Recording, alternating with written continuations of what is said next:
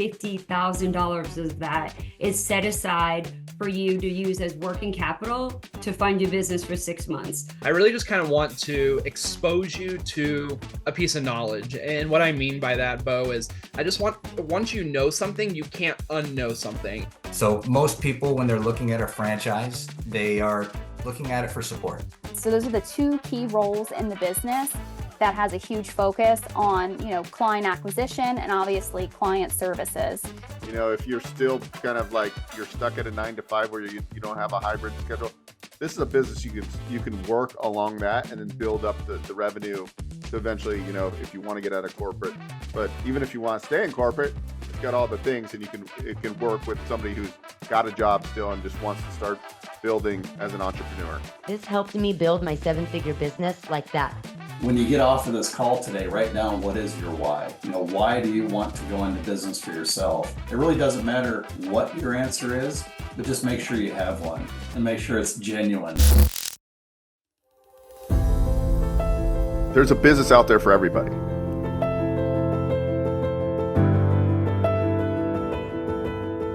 The tax code in the United States is written for the self-employed. So it's written for business owners. At the end of the day, Business Ownership Summit's learning about business credit. What I'm really passionate about is being able to provide quality, strategic, proactive services at reasonable fees for small business owners out there. We're looking for business owners, people with business acumen. I guess if they start to find this content and they see it, they're like, oh, okay, now I kind of understand it. The overall theme of everything that we're talking about, like we talked about taxes a bunch, like the purpose of this episode is to talk about taxes. Everybody should own a business. Everybody should own a business. I made those mistakes too years back, and that's why I try to educate people. Like every business entity I have, I build business credit with. These people had one thing in common. They knew they had it in themselves. They knew they could be something beyond where they were. They were willing to put their time, their energies to better themselves. What you really could do with more skills, it's just remarkable. So I would like to just tell you a couple of short stories, and we'll draw maybe a couple of lessons from them. I would like to tell you of two women that each sold a business to Berkshire Hathaway, to me actually, for many, many, many millions of dollars. Both of them started with $2,500. By a coincidence, it was the exact same amount. It was everything they had in the world. And one of them was a woman who landed in Seattle in 1917, couldn't speak a word of English, had a tag around her neck. The tag said Fort Dodge, Iowa. The Red Cross got her to Fort Dodge, where she was reunited with her husband who had come to the country a couple of years earlier. And she lived in Fort Dodge for 2 years. And as she put it, she felt like a dummy. She couldn't pick up the language. She couldn't learn a word. And so she and her husband decided to move to Omaha. So they came to Omaha in 1919. And there she found a small colony of Russian Jews, so she started feeling more at home. And then as her oldest daughter went to school, she would come home, this daughter, Frances, and she would teach her mother the words she'd learned in school that day. And this woman, Rose Blumpkin, spent 20 years saving money, bringing first her siblings over, her mother and father, $50 at a time. She sold used clothing to do it. She had 4 children during this period. And by 1937, after 20 years, she'd saved $2,500. She went to Chicago and she bought what she could of furniture. Her dream had always been to open a furniture store. And this woman who had never gone to school one day in her life, with $2,500, but with the same spirit that the people in this room had about having a dream and working to accomplish that dream, she built a business which she sold to me in 1983 for $60 million approximately, and which did $1.5 billion worth of business last year. The 4th generation is working in that business. This woman, Rose Blumpkin, she worked for me until she was 103. And Then then she retired and she died the next year, which is a lesson to all of Berkshire's managers that premature retirement, you can't tell what's going to happen. But Mrs. B, with her $2,500, one further fact about her, she could not read or write. And she went into a furniture business, and she didn't bring anything unique in furniture, but she brought a determination to succeed.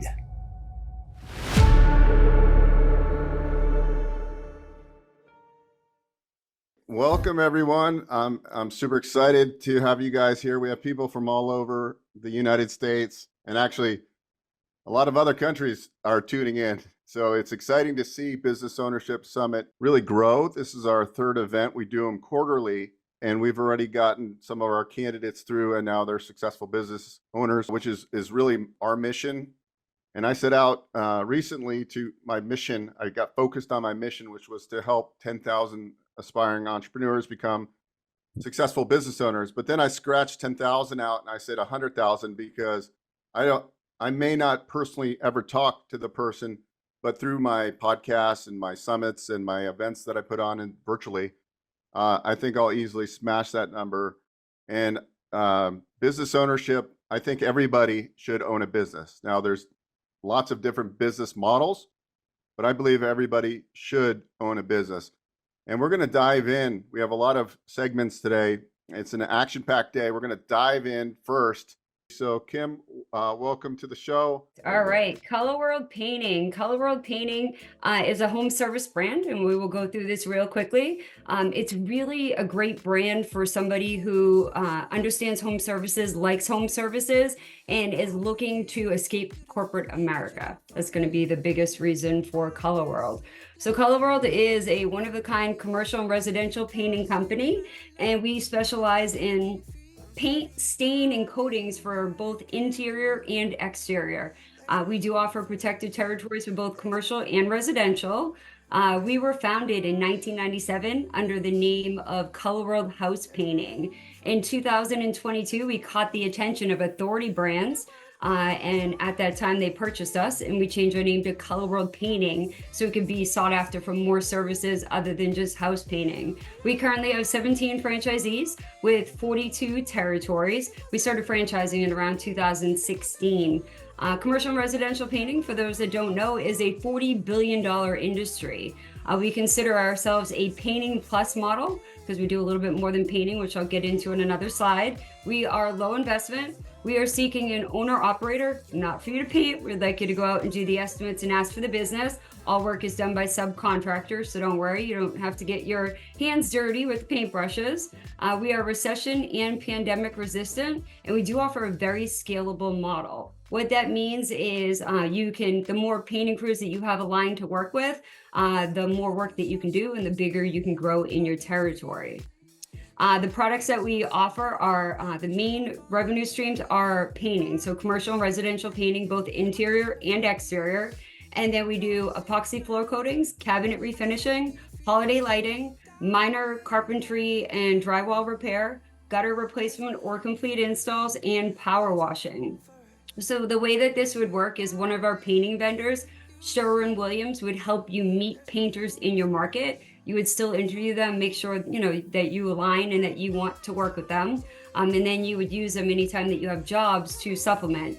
Generally, there are people that already own their own painting business. Why you come in handy is because they just have to show up when they're working for you, do the job, and get paid. So it really allows them to scale because they don't have all the fancy tools, the call centers, and all the things that you would have as a franchisee to really be able to target the market. The only thing on here that's probably a little bit different would be the gutters. So we teach our franchisees how to develop a relationship with a third-party gutter company or locally in their area. So if you have a gutter job, typically a painter, when they go to a home, if there's damage to a gutter, they repair it and paint over it, which means more damage in the future. So you would have the ability to offer a full replacement, and then you subcontract it back out to the gutter company and make money off of it. It is a home-based business, so you do not need an office. Nobody's ever coming to the office. Your role as a franchisee would be to go out and do those estimates, We do have a call center that answers all the calls that come in for your Color World location, and a marketing department that works on generating those leads. So when the call center gets the call from the person looking to have a job done or needs an estimate, they would put it on your calendar. So all you have to do is say when you're available, and the calls will get booked. You go out, do the estimate, ask for the sale, and then align the painters to do the work. It's a very simple model. You get started by yourself, so it's extremely low overhead. Like again, get started by yourself, subcontractor model. We do use Sherwin-Williams, PPG, and Benjamin Moore, which are some of the best painting brands on the market. Sherwin-Williams is currently the biggest in the market, with PPG being number 2. Our call center is US based. This question is people ask. It's 24 hours a day, 7 days a week. The call center goes a little bit above and beyond. They don't just answer the calls that come in. They will call, email, and text leads that come in through your website, through ads that you may place and things like that, and they try for 5 days. So there's a bunch of touches that they do to try to get them on your calendar. We do have a dedicated in-house marketing team that is dedicated to our Color World franchisees to help you target in your local market. We have the best onboarding, training, and post-training support. For those of you that don't know, one of the biggest things about franchising is that you get assigned a franchise business coach, which is your built-in coach that's going to help you for the remainder time of owning your franchise agreement to make sure that you're growing your business. We're keeping you on task of things that you need to do, but more importantly, we're here if you're having any challenges to help you overcome those quickly. And that's what other franchisees can do too. You can always tap into the resources of other franchisees. At Color World, we use state-of-the-art technology integrations to make your life easier, make things more efficient, keep in touch with the customers, let them know when the painter's on the way, so you can keep track of the production crew on the back end, see when jobs are done, and ask for Google reviews. Google reviews are always awesome for all businesses. We do build large territories. So the way we build ours, most painting brands build their territories off population, generally about 150 to 200,000 population. We decided to start building ours on single family dwellings. So what that means is when there's multifamilies or a bunch of people in apartment buildings, it's not eating up all of your territory by building it off population. So when we build off 75 to 80,000 single family dwellings, generally there are about 200 to 500,000 people in the population is the way that it works out. Protected territories, we're the only painting company that offers both commercial and residential protection in your market. Most just protect for residential. We have a new leader. So we did replace our founder last year. And for us, that was exactly what we needed to do. We brought on somebody with more franchise experience, and he's really all about franchise profitability. He's about diving in, making sure we're helping you be as profitable as you can, making sure we're really teaching you how to target your market, how to get going with the residential, then scale with the commercial, and add on those other revenue streams that I will show you in a moment. Well, I already did actually. The reason for those additional revenue streams is to build bigger tickets when you're there and have reasons to retarget. We're not trying to be a gutter company. We're not trying to be an epoxy floor coating company, but it definitely allows you to build bigger tickets and have reasons to retarget. Flexible schedule. So there is no emergencies in painting on nights and weekends. So guess what? You can go to your kid's baseball game. You can go to the movies. You can go to dinner, early dinner, all those lovely things, because there is no emergencies for painting. Buymax is a huge benefit for us. As I told you, we're owned by Authority Brands.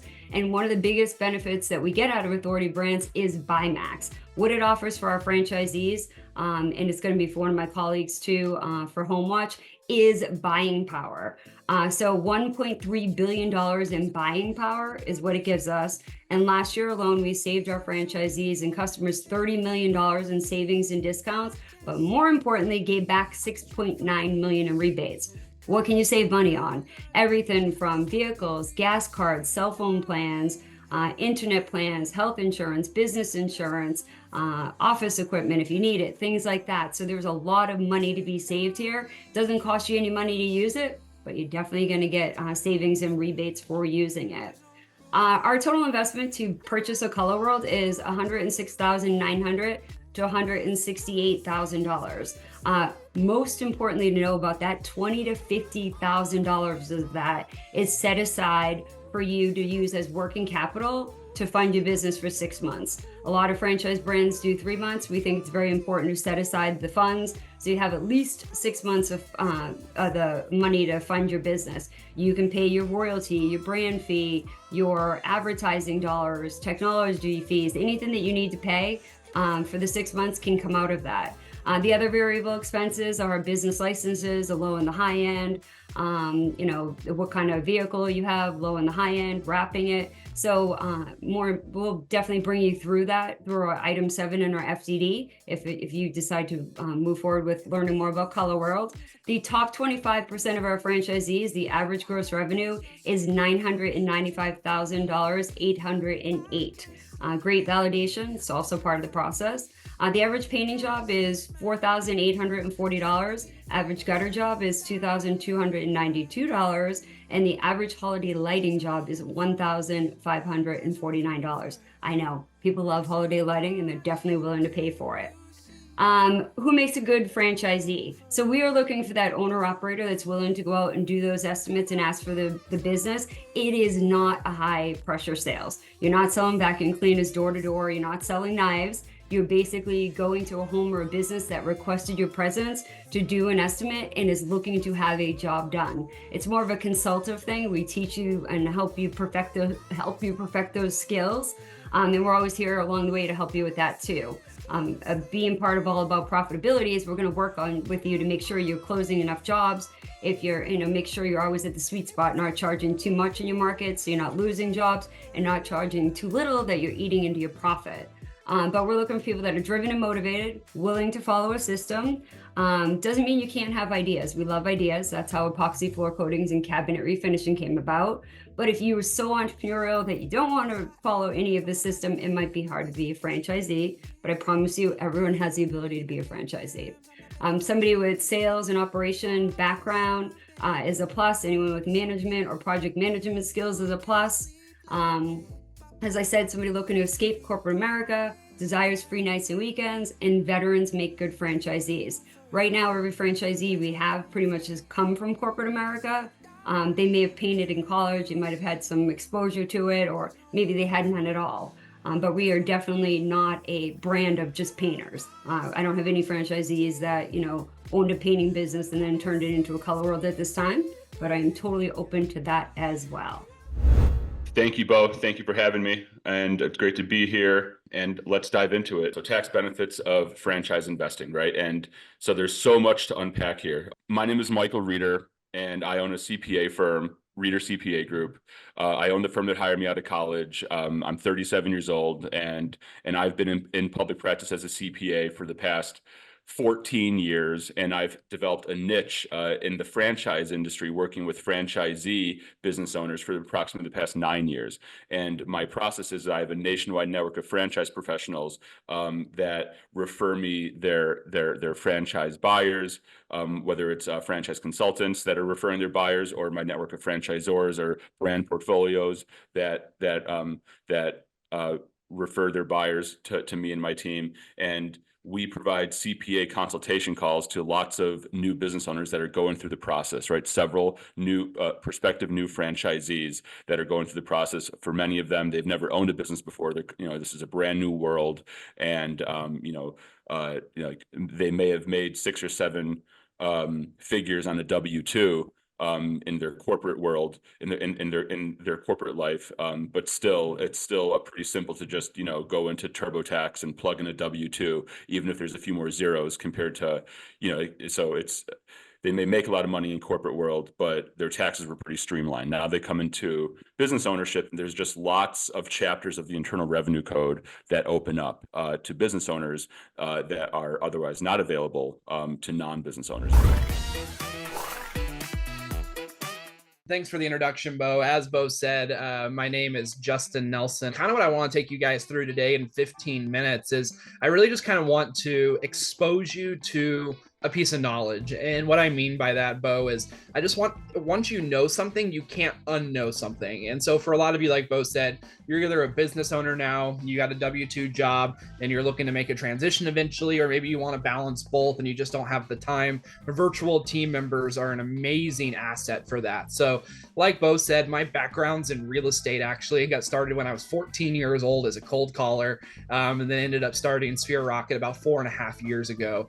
We place virtual assistants, virtual team members from the Philippines with US-based business owners. I always like to distinctly say we are not an outsourcing company. Outsourcing is when you take a US-based company that was built in the US, tear it down, and move all the work overseas. What we do is we help companies fill the gaps in their company with foreign-based labor until they have the funds to obviously hire US-based labor and bridge some of those gaps, right? So Beau doesn't have an endless supply to be able to have 500 new team members at 50 grand a month, right? When he first got started, hey, I don't have 50 grand times 4 to have 4 employees. And so that's my background. Like Beau said, we've grown to about 7,200 virtual team members in 4 years. So pretty rapid growth.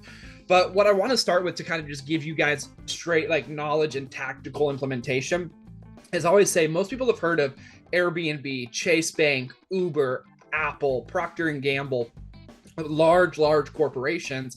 And one thing all these have in common is a lot of them over time are profitable, right? And what I found is every single one of these companies has virtual team members based in the Philippines. And so when I was 21, before I started this company, I started to look around and go, well, if all these big corporations that have massive profits, massive margins, if they're using virtual team members, why am I as a small business owner not at least scoping it out? So when I first scoped it out, we'll kind of talk a little bit more about best practices of VAs.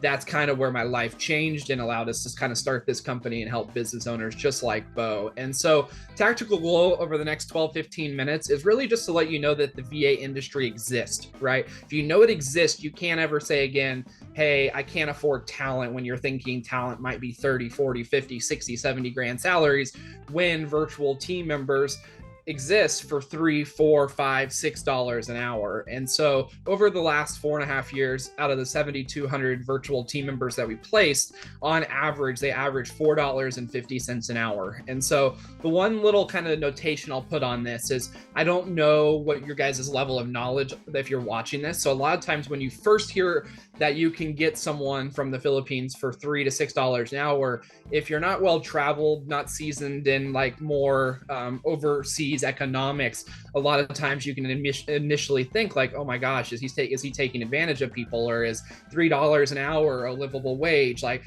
guys, in the Philippines, $3 to $6 an hour is a very, very good wage. And so I just share that because a lot of times if you've never heard of the VA industry, you might think of, you know, someone unethically taking advantage of someone, but it's just what we call economic arbitrage, right? It's a different economy. It's no different than if I go to vacation in Mexico. Obviously, the standard of living cost-wise is a little bit cheaper. So my vacation's a little bit cheaper. You know, when I buy a water, it's a little bit cheaper. No different than the Philippines, right? It's very good wages, very good pay, and it obviously has a lot of benefits when you're able to pay $3 to $6 an hour. And so we'll kind of talk a little bit more about that and some of the limiting beliefs you guys might have around that. So as Beau said, while I've placed 7,200 team members with other business owners like Beau's still got a few that have been with us for years now. I do have 130 virtual assistants that work for me personally. This is me. I visit the Philippines probably about every quarter or at least twice a year to visit with my team that is located over there. And so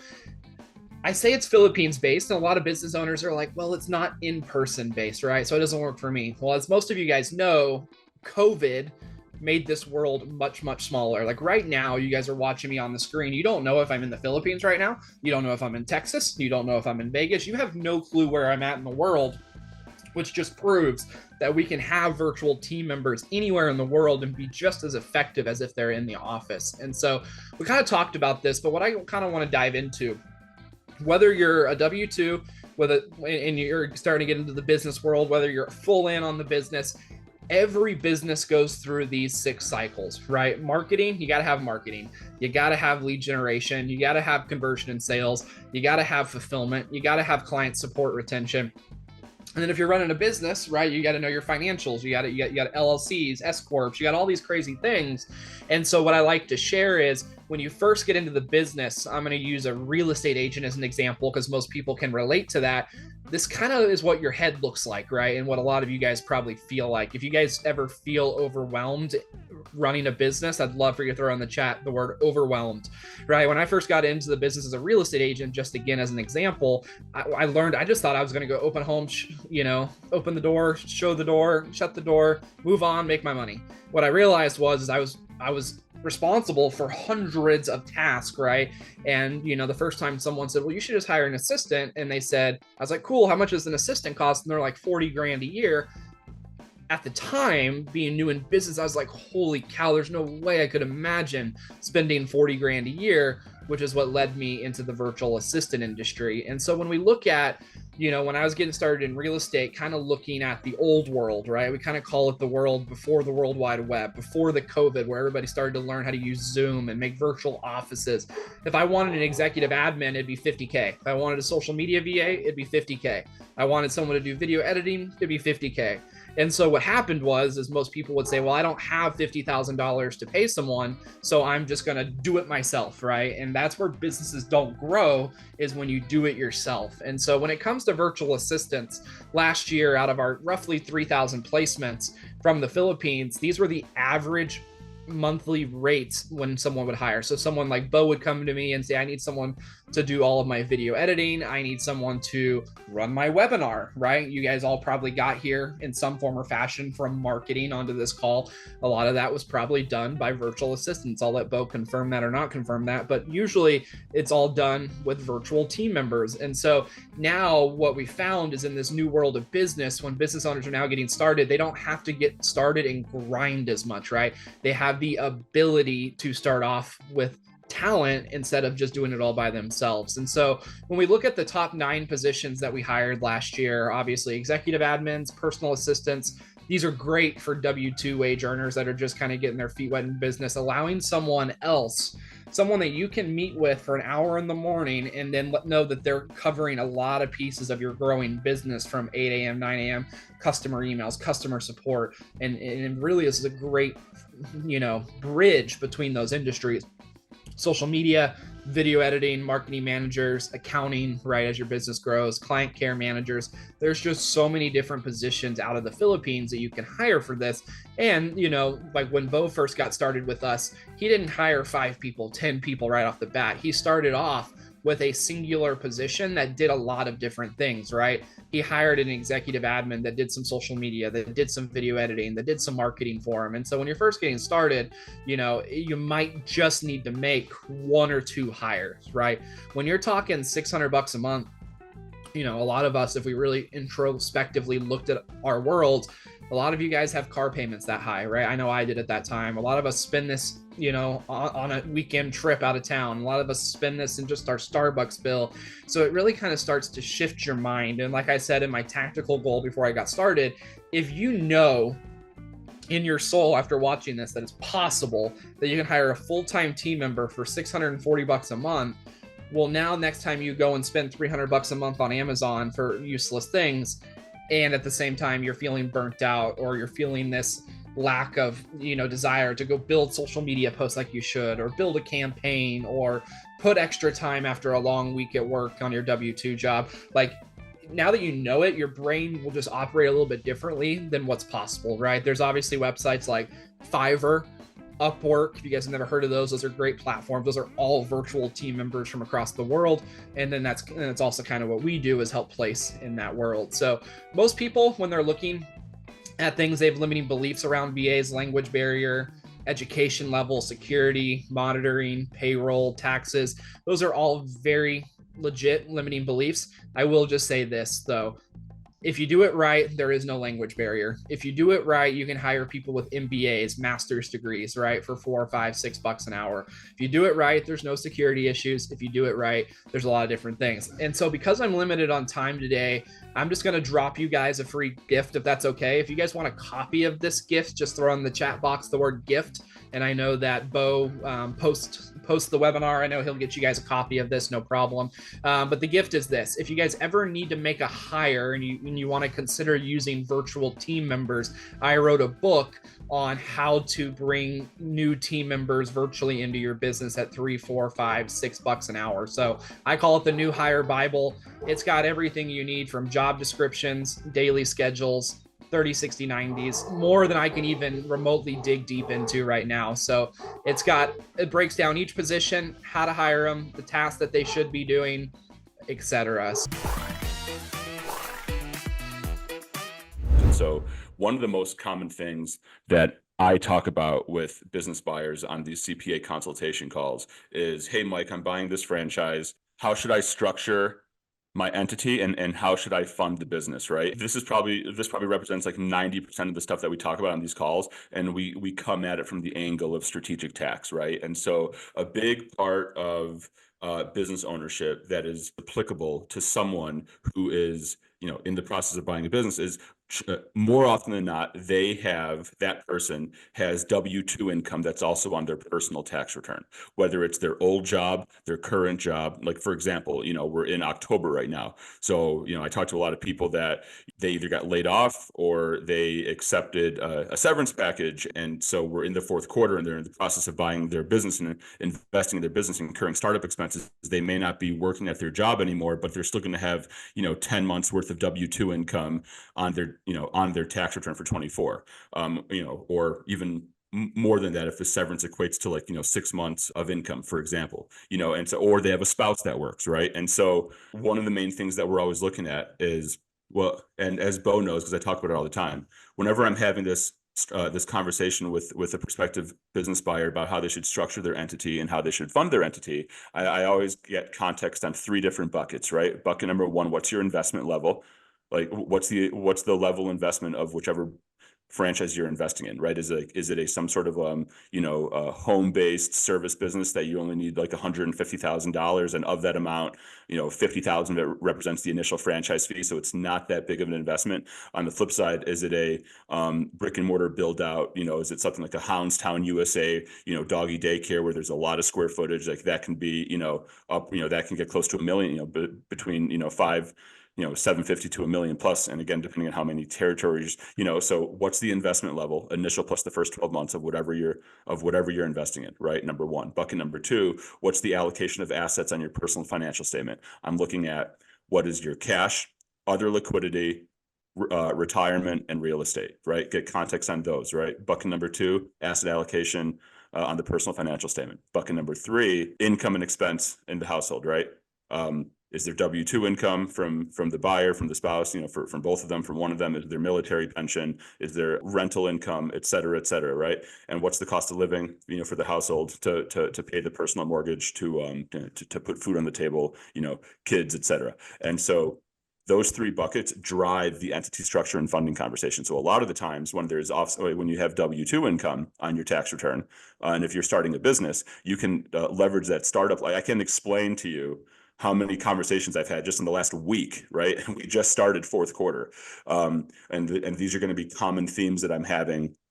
This is going to be a common conversation that I'm going to be having between now and the end of the year, only more and more, because I'm working with a lot of business buyers right now. And even and even where they are, they still may be in like some of them could still be looking at 2 or 3 brands, but they know they're going into something. It's just a matter of what. But we're setting up their LLCs now because it's still because they're going to invest in the business. It's just a matter of which one. But regardless of that, it still makes sense for them to set up their LLC in 24 and to file a tax return for 24, right? And they're going to use their car in the business, so that's a write-off, right? They're going to use home office. They're incurring travel and other startup expenses. So there's going to be a tax loss for 24, and a lot of them have W-2 income in 24. And their 2024 W-2 income is going to be greater than what it's going to be in 25, right? And so we're so to be able to start to at least have the LLC set up in 24 and to have that startup loss, to offset W-2 taxes, to offset W-2 income is huge. It's a strategy that we're always talking about with business buyers. And then it's just some franchise related expenses here. The the initial franchise fee, this is one where I am the bearer of bad news on this one whenever I talk to business buyers, because, the initial franchise fee that you pay, like I mentioned that one example, $150,000 senior care work from home, right? And of that 50,000 is the initial franchise fee. That initial franchise fee has to be capitalized and amortized over 180 months or 15 years. It can't be written off in one shot. Like a fixed asset could be, such as a vehicle, furniture, machinery, equipment, et cetera. And those latter mentioned fixed assets qualify for accelerated depreciation, either bonus depreciation or Section 179. And there's some nuances there in terms of if you can actually write it all off in one shot or not. But normal expenses such as rent, wages, supplies, et cetera, cost of goods sold, these are expenditures that can be written off as incurred. Royalty, now that's the difference, right? Initial franchise fee, right? That payment that you pay up front has to be capitalized and amortized over 180 months or 15 years. And then the royalty expense is the percentage of top line revenue that you pay to the franchisor that's written off as an expense as incurred. Yeah, thanks for having me, Beau. Again, my name is Carson Suppé. I'm the Director of Franchise Development with Enviro-Master. And I don't know if any of you listening are Cody Sanchez fans or, know about boring, unsexy businesses, but if you like a business that can make you a lot of money, Enviro-Master is something you should consider. As a brand, we started in 2009, but our business model actually dates back to 1983 when we were previously under a brand called Swisher Hygiene. But Enviro-Master started back up in 2009. We started franchising and awarded our first location in Charlotte in 2012. And currently we have 79 franchise owners between US and Canada and 115 territories. And basically our business model for 30 plus years was just right here: restroom hygiene, deep cleaning the bathrooms and sanitizing. And yeah, I know what you're thinking. Cleaning toilets, how sexy is that? But again, it's recurring revenue. It's very scalable. And especially now, I'll talk more about this as I go on, never going to be taken away by technology or any kind of downed economy or AI. But I decided to throw in, just to mix up all the presentations, Beau, I hope you don't mind, a little clip from, if any of you have seen Idiocracy, a movie back in the day about people in the future, how everyone basically became dumb. Long story short, I like this little clip where they talk about the toilets. Excuse me, I think this might be Gatorade or something. I was just looking for some regular water. Water? Yeah. You mean like in the toilet? What for? Just to drink. So I always joke with people, like, you can make a lot of money with the toilets. And one of our franchise owners said, man, there's gold in these urinals. So there's a consulting group out there, and I'm not going to name the name because it's a different one than Beau's a part of, but I recently did a virtual conference with the president of that group, and he said, man, I was in my 20s, I had just graduated college, and I was working at a Jag dealership, and selling Jags, it was a bunch of old guys and me. And so I'd go hide out in the bathroom sometimes. And I went in the bathroom one day and there's this guy on his hands and knees scrubbing the toilet and scrubbing the urinal. And I kind of condescendingly said to him, man, I hope you make a lot of money doing that. And he looked up and said, well, yeah, I mean, my team usually is the one that does this. I had to have someone come in and do it for me today. But we do about 1,000 of these a week. We charge the customers $3 a pop. I give my team about 75 cents a piece. And so he goes back to his desk, and again, this is like in the 90s, big old calculator. He's like, what is that guy making every week just on toilets? There's a lot of toilets out there. But again, that's how our business started. It hasn't stayed that way. We've basically gotten into power washing, window cleaning, a handful of other services, but it's all about basically improving brand equity, mitigating risk, making the business look better and smell better. And so fast forward to today, we've got a handful of different services that are all about recurring revenue. And, if you think about any restaurant or storefront type business, especially if any of you worked in a restaurant growing up, you know that most of the time it's the internal employee that has to deal with spot check cleanings throughout the day. And the busboy or the cashier at the convenience store or the daycare worker, none of them really want to be meticulous when it comes to the bathroom, let alone in general these days, we're in the pandemic of work ethic, any of their side work. And so the way I describe it to most candidates is we're like the dentist. We come in on a weekly basis to do a deeper clean, to use different tools and products that ensures that you don't have a cavity or tartar buildup, or an odor or a bacterial buildup. And again, if the business looks good and smells good, it has a huge impact on that brand. If you go into a restaurant and the bathroom's gross, your first thought is, man, I can only imagine what the kitchen looks like. And guess what? If your wife goes in there and doesn't like it, she's probably never going to come back. You're never going to eat at that business again. And that has a huge, huge impact on the success of that brand. So again, when I say that we do commercial cleaning services, I want to emphasize that we're not doing janitorial, not taking out the trash or sweeping and mopping. It's about sanitizing, deodorizing, and improving the aesthetic appeal of all the high touch and the high traffic areas. So predominantly restaurants, retail, gas stations, event venues, fitness centers, automotive services, and of course, we're diversifying our portfolio every year as we improve our service offerings to customers. And basically any business that's not home-based can be a client. And as you can imagine, with a brand that's surrounded about hygiene, business has been booming since COVID. We've grown 500% since 2016. I'll be fairly transparent. Very few of our franchise owners had any interest in our suite of services when they came to us. For the most part, people who are looking at Enviro-Master are C-suite, finance-minded entrepreneurs that understand, if I've got something that I can run out of one warehouse or one light industrial space, and I'm never going to run out of potential customers, and these customers are recurring, where we do services once a week, every week, and they compound on top of each other, I can see how that math would add up as time goes on. The margins get better as the business grows. And so, these fundamentals are really the sizzle to our steak. Our founder, when he started the restroom hygiene model in 1983, he was in his 20s, and he was getting some investment advice from a neighbor of his who was a private equity guy. And he said, look, Pat, when private equity puts money into a business, they don't care what the business does. All they look at are, what are the fundamentals? Can it scale? Can it generate ROI? And so they basically went through some questions and exercises and came up with these fundamentals. So the first and foremost one is that this is all recurring revenue. It means it's extremely scalable. If you're following our model, margins will get better as time goes on. Many brick and mortar franchises out there, if you want to make more money, if you want to improve your income, that means you're going to need to make a large capital investment. You need to put more brick and mortar together, more rooftops.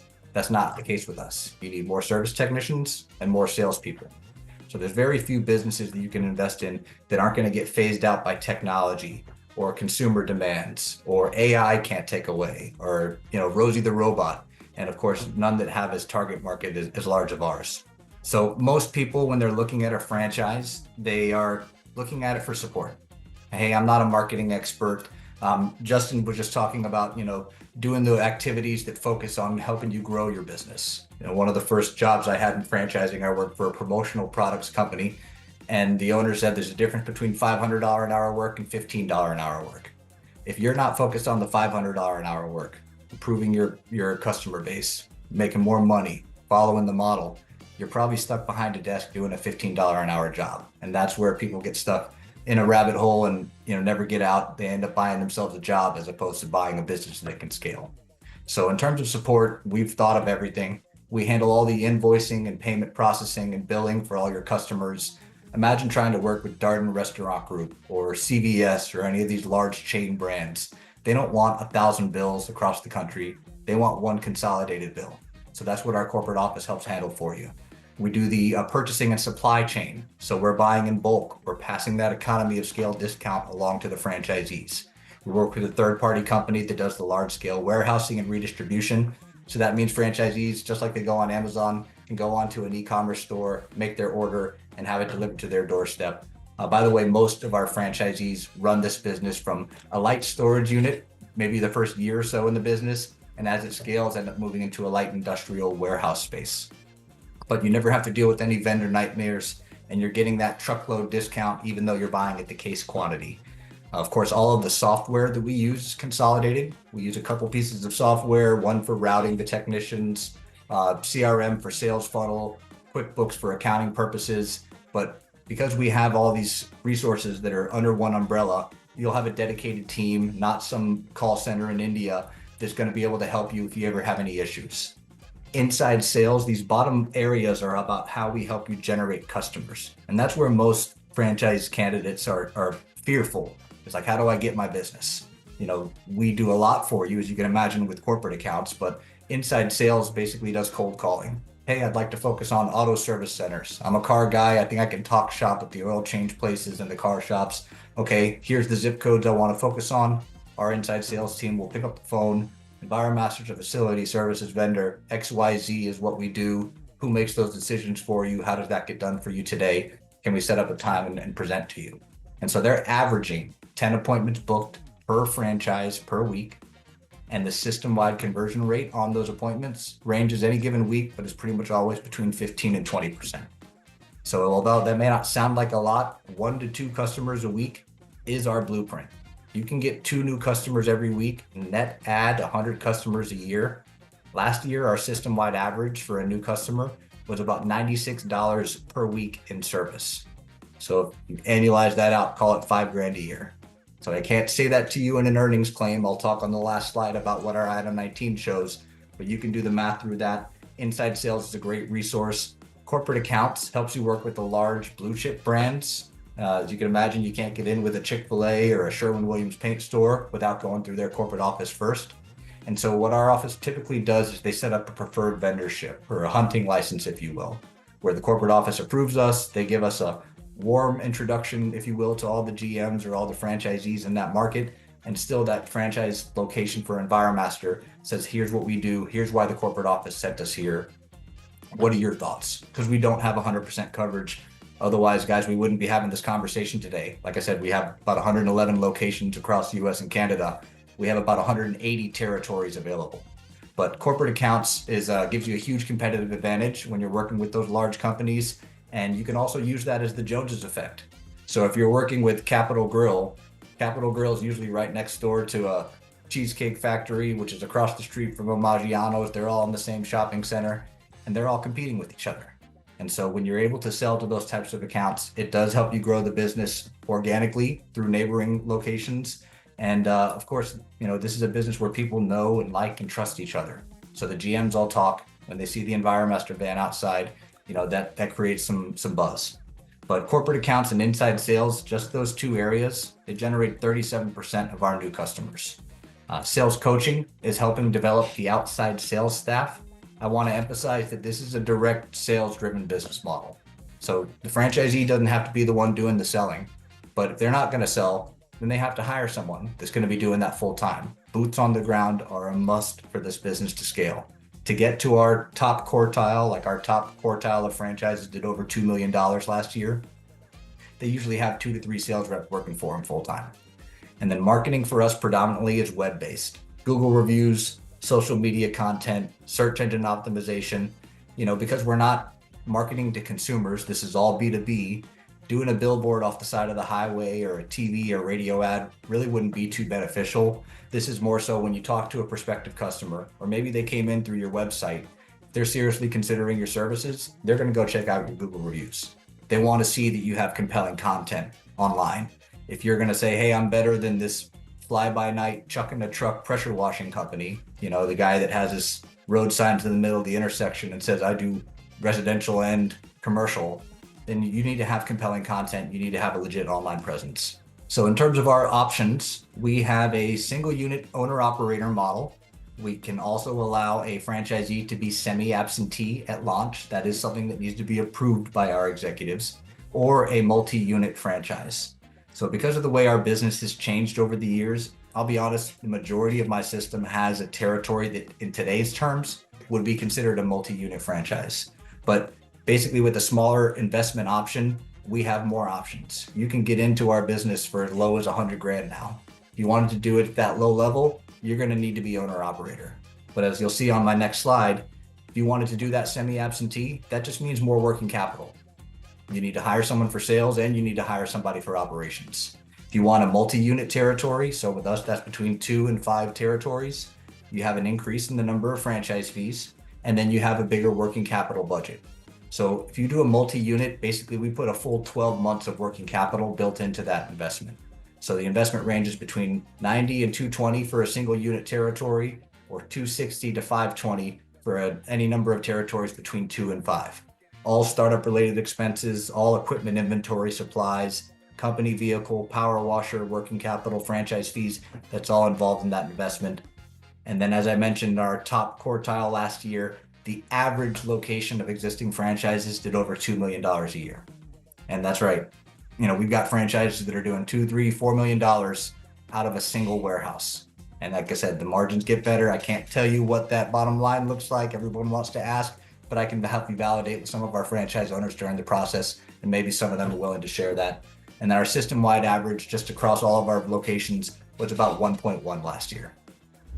You know, what I want to talk about is what's really important when it comes to tax is, now you can see here, there's retirement plan contributions, health insurance premium deductions, qualified QBI deduction. I'm not going to get into the weeds. What I think is important to talk about here, what are the things that I'm always talking about with these business buyers? And I just went into, you know, a lot of it, you know, over the past like 5 or 7 minutes. And, you know, another part of it is, you know, the approach of, you know, like we talk about leverage strategy, right? Like Beau's been in, you know, in the real estate lending world for a long time, and you know, and obviously he's in business now as well in terms of like loans for small businesses, not just for commercial real estate. But what I think about it, like when everyone thinks of when people think of a leverage strategy, you know, it's so common to think of like the world of real estate, right? You want to get a house, whether it's your primary or an investment, whether it's commercial or residential, mixed use, short-term rental, blah blah blah, you know, you're getting mortgages, right? And like no one question, you know, like you're able to get mortgages, right? You're able to get a loan, right? And so there you can grow your real estate portfolio with a leverage strategy with loans, right? And so you can do the same thing with small businesses. And the SBA is such a great program, you know, that allows you to do this. And what's cool about the SBA when it comes to franchise businesses is that the SBA allows many startup franchise businesses to get startup SBA loans that otherwise would be off the table if they were independent, if they were a non-franchise startup, or if they were already in business, right? And so really just educating buyers about the availability of the SBA loan program for their startup franchise as a great way to start their business. And then the philosophical approach of, hey, if you're going to start a business, right, you may have assets on your personal financial statement available to you, but you know, you also have this opportunity to get this SBA loan at the beginning, and you might as well take advantage of it, because like once you're in business and now you're considered an existing business, it's going to be tougher to get that same SBA loan, because the SBA is going to consider you already in business. They're going to want to see, you know, enough cash flow to service the debt over the last like 12 to 24 months. And, you know, and then so I talk to buyers a lot about, hey, there's this SBA program available to you since you're a startup franchise. Let's take advantage of it, right? And let's let that, you know, and protect your nest egg. Protect your nest egg as plan B, as consider either leveraging or depleting your personal assets as plan B, as opposed to plan A, when you have this third party loan available to you, right? And then again, it's just, you know, it may make sense for you to set up an LLC, tax as a partnership or an S corp, but to make the investment with an SBA loan as opposed to your own cash as plan A. Retirement contributions, health insurance, premium deductions, QBI, these are all tax deductions and things that are applicable, you know, when you're actually, you know, preparing your taxes, and things that are available year over year. But I think that the theme of this presentation that I want to focus on are the things that we talk about, you know, during these initial calls that I'm having, these CPA consultation calls that I'm having with buyers. And so, you know, retirement is another one, right? And so there's the Rob C Corporation, there's 401k loans, there's IRA, there's Roth IRA distributions,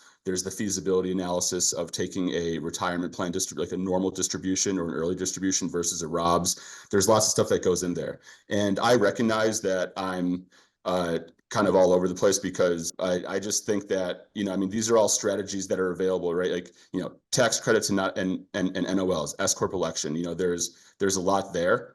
But when I'm talking with buyers on these CPA consultation calls, it's trying to get them to understand, these concepts that I'm talking about, such as flow through taxation of a partnership or S corp, write-offs, how they can offset W-2. If you're going to go into a Rob C corporation, what does it mean to be a C corporation from a year-over-year tax perspective? What are your other options that are available to you when it comes to retirement asset funding? And so, there's just so much here, and it dovetails into what I like to call strategic use of good debt. Right? Because a lot of times I talk with buyers, and the classic case is, I'm going to fund my business. Like I was just talking with a buyer a couple days ago, and he's going to invest in a 5-pack of 5-star bath solutions. And he's strongly considering Robs, and he hates debt. And Robs makes sense in certain, the Rob C Corp is a strategy where you can use old retirement assets to fund your business, tax and penalty free. And you have to be a C Corp. There's certain pros and cons to it. And it's a great strategy that we dive into at Reader CPA Group, and we always consider it. But this is a classic example that I just had a couple days ago. This guy is, he's going to once I explained to, hey, you might be afraid of debt for whatever reasons, but you may want to consider structuring as an LLC, and as an LLC tax as a partnership, you and your wife, and to get an SBA loan, and here are the reasons why, right? Because he's going to have this tax loss. As a result of the startup business. That's going to, for the first year, is probably going to be, $150,000, $200,000 because of the combination of startup expenses, leasehold improvements, accelerated depreciation of 2 vehicles, et cetera, et cetera. And he's still making like $175,000. And so in that example, and I'll talk about an example where Robs makes sense. In that example that I just mentioned, if he were to do Robs, then he's going to have this big tax loss in a C Corp, and he's not going to be able to flow that through to the personal return to offset his W-2 income. And so so even though it was uncomfortable for him to take on debt, he really saw he's going to probably save $35,000 to $40,000 in taxes in 2024. So he's going to talk to his wife, and they're going to, we're going to, and even if he goes Robs, he's going to still, if he's successful in business, that's going to trump everything. But there's a significant amount of money that he can recapture in the form of tax savings in 24. In his case, if he goes LLC partnership with an SBA loan, right? And then so it's like I went into that call. Right. I went into that call, and he's like, hey, Mike, I'm doing 5 units of 5-star bath. I'm going to go Rob C Corp. I'm like, all right, cool. All right. What's your investment level? Right. What's your allocation of assets on your personal financial statement? And what's your household income and expense situation? Right. And then after I get those 3 buckets, and I'll, hey, yeah, Robs makes sense. Let's do it. And I'm like, hey, man, I hear you. I see what you did, but I'm going to make a case to you now that I know what your 3 buckets are, I'm going to make a case to you why you should consider going LLC, SBA loan, flow through loss, offset W-2 income, and so I was only able to, have that strategic conversation with him, and to advise him, hey, maybe you shouldn't consider Robs in this, because I was able to get those 3 buckets first, and then that drove the conversation. Yeah, thanks so much for having me, Beau. I appreciate it. My name is Jenna Perese. I'm the Franchise Development Manager at Homewatch CareGivers. We are a part of Authority Brands, which you heard my colleague Kim speak a little bit earlier about Color World House Painting. So this is one of the sister brands within our family of brands. Obviously, maybe given the name, you can sort of tell what we do, but Homewatch CareGivers has been providing top quality care for over 40 years. So we've been in business since 1980. We've been franchising since 1996. And we currently have 250 open and operating territories, and that's representative of about 130 owners. So about a little over half of our system are multi-territory operators. Really how we've been looking to change the landscape of home care in looking at the difference between us and other competitors in our space is really bringing technology more to the point of care. Right now, 77% of people over the age of 55, they want to age in place. They don't want to go to a community-based living facility. They want to age in place. And the reality is that people are living longer, and their care needs are going to change over time. And based on where we are, those that are in their 40s and 50s, they're not choosing to have children. Looking at the next 6 years, by 2030, the population the 60 and over population is actually going to outnumber 20 and under. So when you think about that, think about the true demand of what this will mean for those that are aging. About 2/3 of our business is senior care, so focused for those above the age of 65. But I don't want to discount the fact that we can help anybody that needs care. So we can help those that are younger military veterans, anyone recovering post-surgery, mothers postpartum, children with intellectual and developmental disabilities. But, again, a lot of our focus is senior care based on the population. So looking at what we're able to provide in bringing technology and innovation into this space, we've developed a proprietary technology called Homewatch Connect, which is a device that goes within the client's home and it's powered through the television. So we know that loneliness, isolation, they're two big factors in the aging population and really the overall health decline. So by bringing technology into the home, it allows clients to connect with their family members, our local franchise owners, their medical providers. We know that 60% of the time when our owners get a call for someone inquiring for care, it's not the recipient of care, it's the adult child, right? They're calling for mom, dad, their family member, and they live over 90 miles away. So for them, they are looking for peace of mind that whoever they choose as a home care provider is going to be providing that top quality care.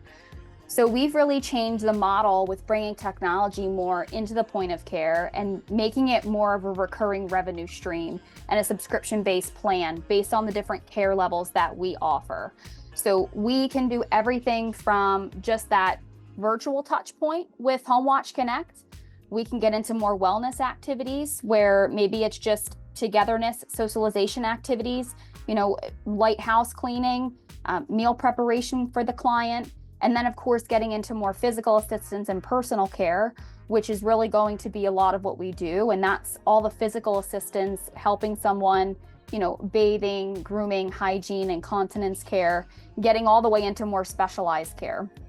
So the majority of what we do now is non-medical. We are launching private duty nursing next year. So that'll be an opportunity as an additional service line for our franchise owners in terms of that revenue stream. And really the biggest focus of this business is clients and caregivers, right? Caregivers being those that are going to go out and service clients. Without them, there's no business.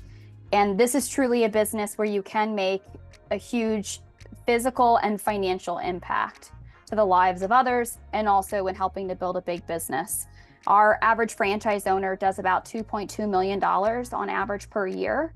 Obviously, depending on their goals for business ownership, there's certainly multi-unit and scalable opportunities looking at the business. Just for the sake of time, I won't play this, but I'll obviously share it with you, Beau, and you can certainly share that out and looking at the Homewatch Connect technology. But looking at our ideal candidate, our franchise owners, and I think there's a common misconception that you have to come from a healthcare or medical background. Over 80% of our owners come from corporate America where they were entrepreneurs themselves. So no, you don't have to have any home care, healthcare, medical experience at all. A lot of our franchise owners come from technology industries, marketing, finance, all different walks of life. But really the commonality is that they maybe have that personal story where a family member has needed care and they've been that caregiver providing that. Or again, they're looking at a business where they can really seek the flexibility and freedom that they need in their lives, but really going back to the passion of providing a service that their community can really utilize and enriching the lives of others, helping them stay at home with dignity. So a lot of the focuses of the business, as I already mentioned, a lot of it is related to team building and culture.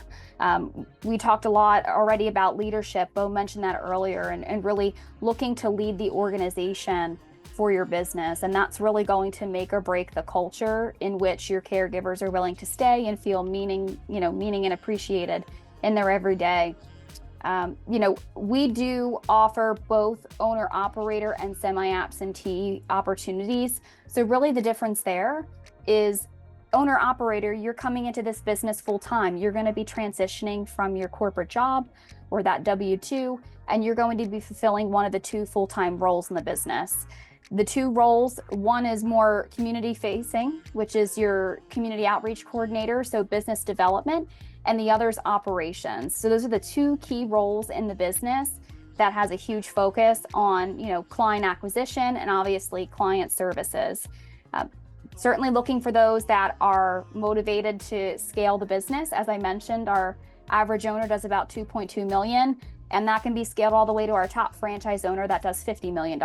So this is a huge opportunity for a business that's growing in demand, that is essential, that is needed now and will be for decades to come. I already mentioned the 2 roles, but when you look at our operations, we do require a small office. This is not traditional brick and mortar, but it is a small office for 2 different reasons. The first is that you're having caregivers come in, you're interviewing them, you're doing orientation and trainings, but also for your marketing and lead generation that you'd be doing online for clients, you do need that physical address, but it is, significantly small overhead, 500 to 800 square feet. Really what we say is that you look to hire against your weakness. Not everyone is that business development person and willing to go out and build the relationships with different referral partners in the community for clients, and that's okay. You would hire that person and maybe you be more operations oriented. Looking at the fees and the costs with our franchise. So because we're not traditional brick and mortar, right? We can, be a lower cost investment. So running between 92 to 154,000.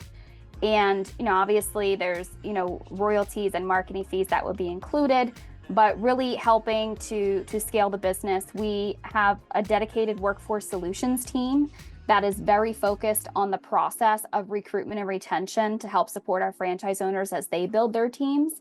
We know that's always, a common, fear of, oh my gosh, am I going to find caregivers, right? And we're significantly able to reduce the turnover in our brand due to the fact that we have a workforce solutions team dedicated to our franchise owners.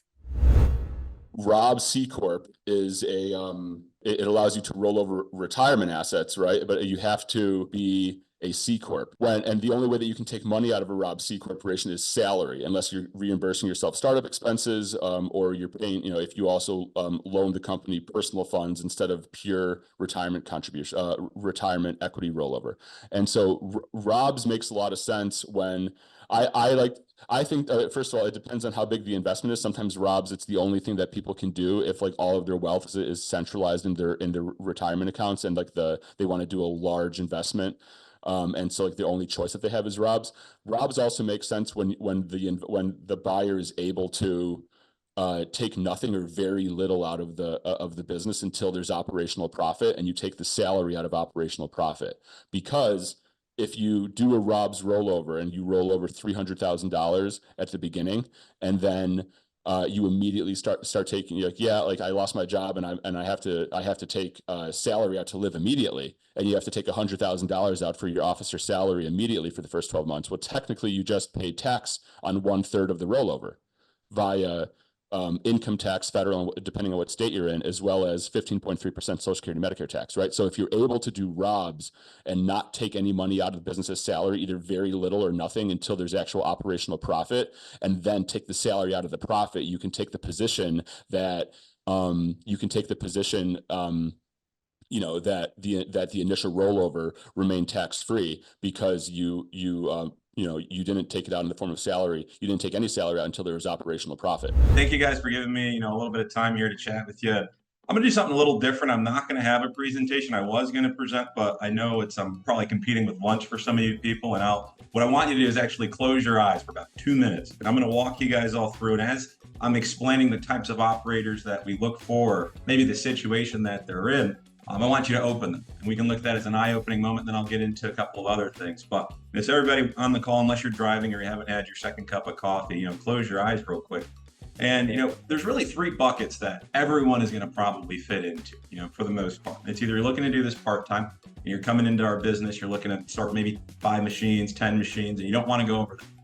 That's someone who wants to keep their job. Maybe they can't leave because of the benefits. Maybe they can't leave because of the steady paycheck. Maybe they just love their job and they do something and they want to have that entrepreneurial itch scratched. So we would identify them as a part-time operator. So if that applies to you, open your eyes.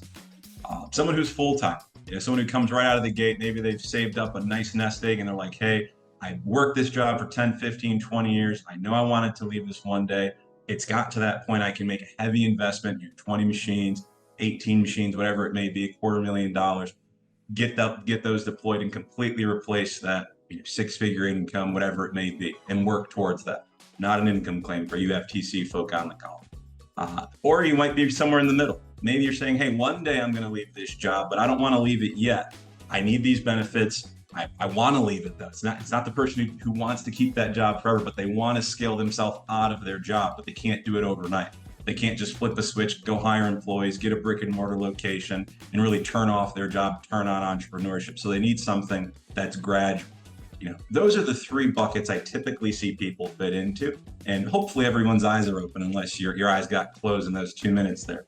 And what that does is it really paints a picture of vending being able to be applied to whether you're a first-time business owner, you're a real estate mogul looking to add something that is equipment heavy, inventory heavy for those tax benefits.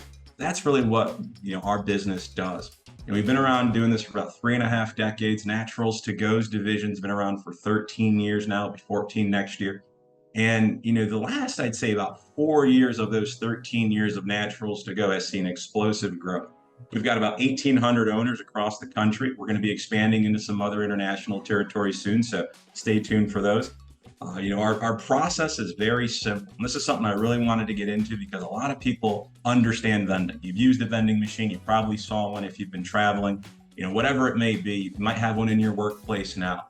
But it's not a Naturals to Go machine. And if it is, great. You're getting one of the most premium services provided to your place of work. But our process is very simple. You talk to Beau, you're going to watch our webinar, you're going to understand what we do. And what we do isn't just giving you vending machines. That's for the other players in the market. We deploy them. We have a program, we have a system, we have support. 1,800 owners, about 80% of our employees at Naturals to Go actually own their own vending rights. So you're not being trained from theory. You're not being trained by hearsay. You saw this, I researched that. You're being trained by people who do this day in and day out and who have grown some pretty remarkable vending routes. So that's, you're going to watch that presentation that really covers all of that. Once you're done with that, you're going to hop on a call with me. We're going to take a deep dive. We're going to get you introduced to some of our current owners. You'll get 10 to 20 in your state that you'll be able to speak to, and another 10 or 17 from around the country. And that list changes. They're volunteers. We don't pad the pot. We let individual operators who want to speak about their business and be a sounding board for incoming candidates who, like I said, you might be a first-time business owner and, S Corps and C Corps and rollovers and IRC and Section 179 and all that stuff just goes over your head. But they were there at one point too. So that's why we have that system set up to speak with operators, after you speak with myself. And then from that point, you're usually going to move into your decision. Hey, I like this or I don't. And then we move into a funding plan. And then from there, we'll move into what's called your intake questionnaire, get you, make sure there wasn't anything missed. Because another thing a lot of people, forget about our process is that it is a mutual endorsement process, which means not everyone who wants to start as a Naturals to Go operator gets chosen. Most do, most have what it takes. It's not rocket science. And I say that as a joke because we actually have some rocket scientists that work on the SpaceX program as operators. But, it really is a program that can be really fit into anyone's lifestyle. And then from that questionnaire, you move into onboarding, move into training, and then deployment. Now, I wanted to take my time here to really talk about deployment because everyone understands vending. Everyone understands when you're working with the Google of vending, that's a tech-forward company with tech-forward machinery, industry pioneers. We're talking individuals who've grown routes to over 600 machines that we've acquired, brought in-house, and now dissected their program to replicate across the Naturals to Go network. So you're not dealing with, a mom and pop. You're dealing with the Google of vending. We're in the conversation with the Cokes, the Pepsis, the canteens, those larger players. And when you move into that, we want to make sure you understand what that deployment looks like and what your involvement in that looks like. So I get that question a lot, and I wanted to have that as an open forum for anyone out there that might be the proverbial mayor of their hometown. You might be in an outside sales position and know a lot of the who's who and the what is in your area. You might be on a council, you might be a part of your school board, whatever it may be, you're involved in your community. And that's really what ignites the fire for our deployment process. We want your input. We want you to have your own say on what's going to happen in your deployment. And then you let our professionals handle it. Our call center setting up those preset appointments on your behalf. We're sending out our locators in person to have those meetings on your behalf. And then we make that transition at the end, once they've said yes, to handle the logistics for you. And then that's when our shipping and moving team brings the machinery to the site. So that's a little bit about Naturals to Go, the process you'll go through, how deployment works, and I'll save all the other intricacies for a one-on-one conversation that you can schedule by getting in touch with Beau. But a couple of things. Markel, I just want to point out in the chat or in the Q&A, Bill we have a link to the webinar landing I was going to, is it the vendingwebinar.com? Is that it? Yeah, go to vendingwebinar.com. The link is in the chat. That's like a really good overview of the business model. I think from there, Markel can reach out if you guys are interested, but that'll give you a good overview of the business model. I love vending. It's like, it's predictable. I like what Naturals to Go does. We worked with them for years at our franchise association, and listening to Michael Reeder's conversation, all this together, if you're still kind of like you're stuck at a 9 to 5 where you don't have a hybrid schedule, this is a business you can work along that and then build up the revenue to eventually, if you want to get out of corporate. But even if you want to stay in corporate, it's got all the things, and it can work with somebody who's got a job still and just wants to start building as an entrepreneur. So it's a great model. But go ahead. Sorry, Markel. Yeah, no, I could have paid you to say that, because I was actually, the next part I wanted to go into was, to reiterate a couple of things that Michael was speaking about. Section 179A, a lot of people hear about it if you're in business, and it really is, the IRC incentivizing business ownership. America, the whole country was built on business. And if you incentivize business owners to buy equipment, to deploy businesses, to hire employees, to hire their family members, they incentivize you. And I always say a CPA moves numbers around in your favor, a lawyer moves words around in your favor, and you can never be better than those two individuals at doing those two things. They're worth their weight in gold. So when it comes to Section 179A, since this is an equipment heavy business, you have inventory, there is no brick and mortar, there are no employees, those tax benefits do get to be capitalized on much sooner. Now, your own individual tax situation, you'll have to consult someone like a Michael or whomever your CPA is, but that's about 30% of the conversations I'm having right now in Q4 are simply around that. Hey, I've got a kid under the age of 16 that I want to be able to pay up to the standard deduction, tax-free for them, tax write-off for me. I also want to get the equipment write-off on it as well. Also, the bonus depreciation that's being phased out year over year that was introduced during COVID to incentivize equipment purchases. So there's a lot of benefit specifically for the vending space because of the nature of what it is and the low cost of entry mixed with the low cost of operation. Then you throw in there the equipment and that part about children. So anyone on the call with children under the age of 18, Michael, he's a CPA, he can chime in if he'd like to on this, but to keep it short, you have what's called the standard deduction. 2023 it was $13,850. 2024 it's $14,600. It's probably going to go up in 2025 because they adjust that for inflation. What it is that your child until they're 18 can be paid up to that standard deduction to tax-free for them, so they have no tax on that federally, to tax write-off for you as the employer. So that's a lot of the conversation I had with individuals who have children is, hey, I want to pay my child up to that standard deduction, but hey, I might own a construction company, and one of the lines in the IRC is it has to be a reasonable task. If you tell me a 16-year-old is on a backhoe or excavating something, I might raise an eyebrow.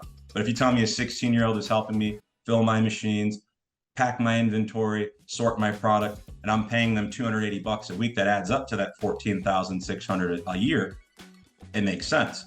You throw that into an IRA, now you're starting to play the game that we're all on this call trying to help you take advantage of. So that's really the benefit of how vending fits into that, the profitability portfolio, because everyone wants to make as much money as they can.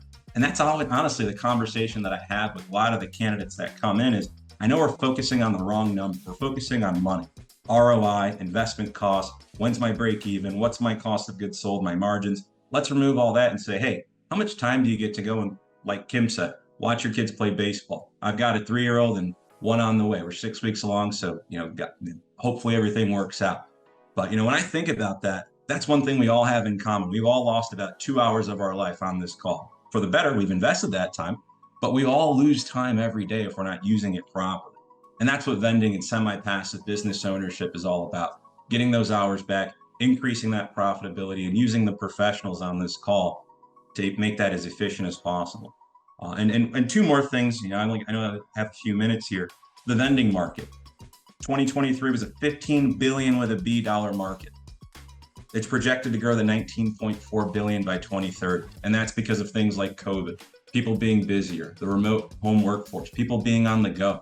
They need that conscious convenience. And yes, we're in the healthy space. Fully refrigerated. You can customize the refrigeration of your unit. You can get into perishable, cold pressed juices, salads, sandwiches, soups. We're not a franchise. We don't have the big brother autonomy to tell you what to put in the machines, what to price it at. We guide you, but we can't tell you what to do. And my last thing, and there's a veteran in the industry. His name is Bill King. And I always give him props for this because this is something that really changed my mindset on a lot of things and helped me guide candidates. I've helped several dozen over the year. There's a lot of flat squirrels on the road who are victims of indecision.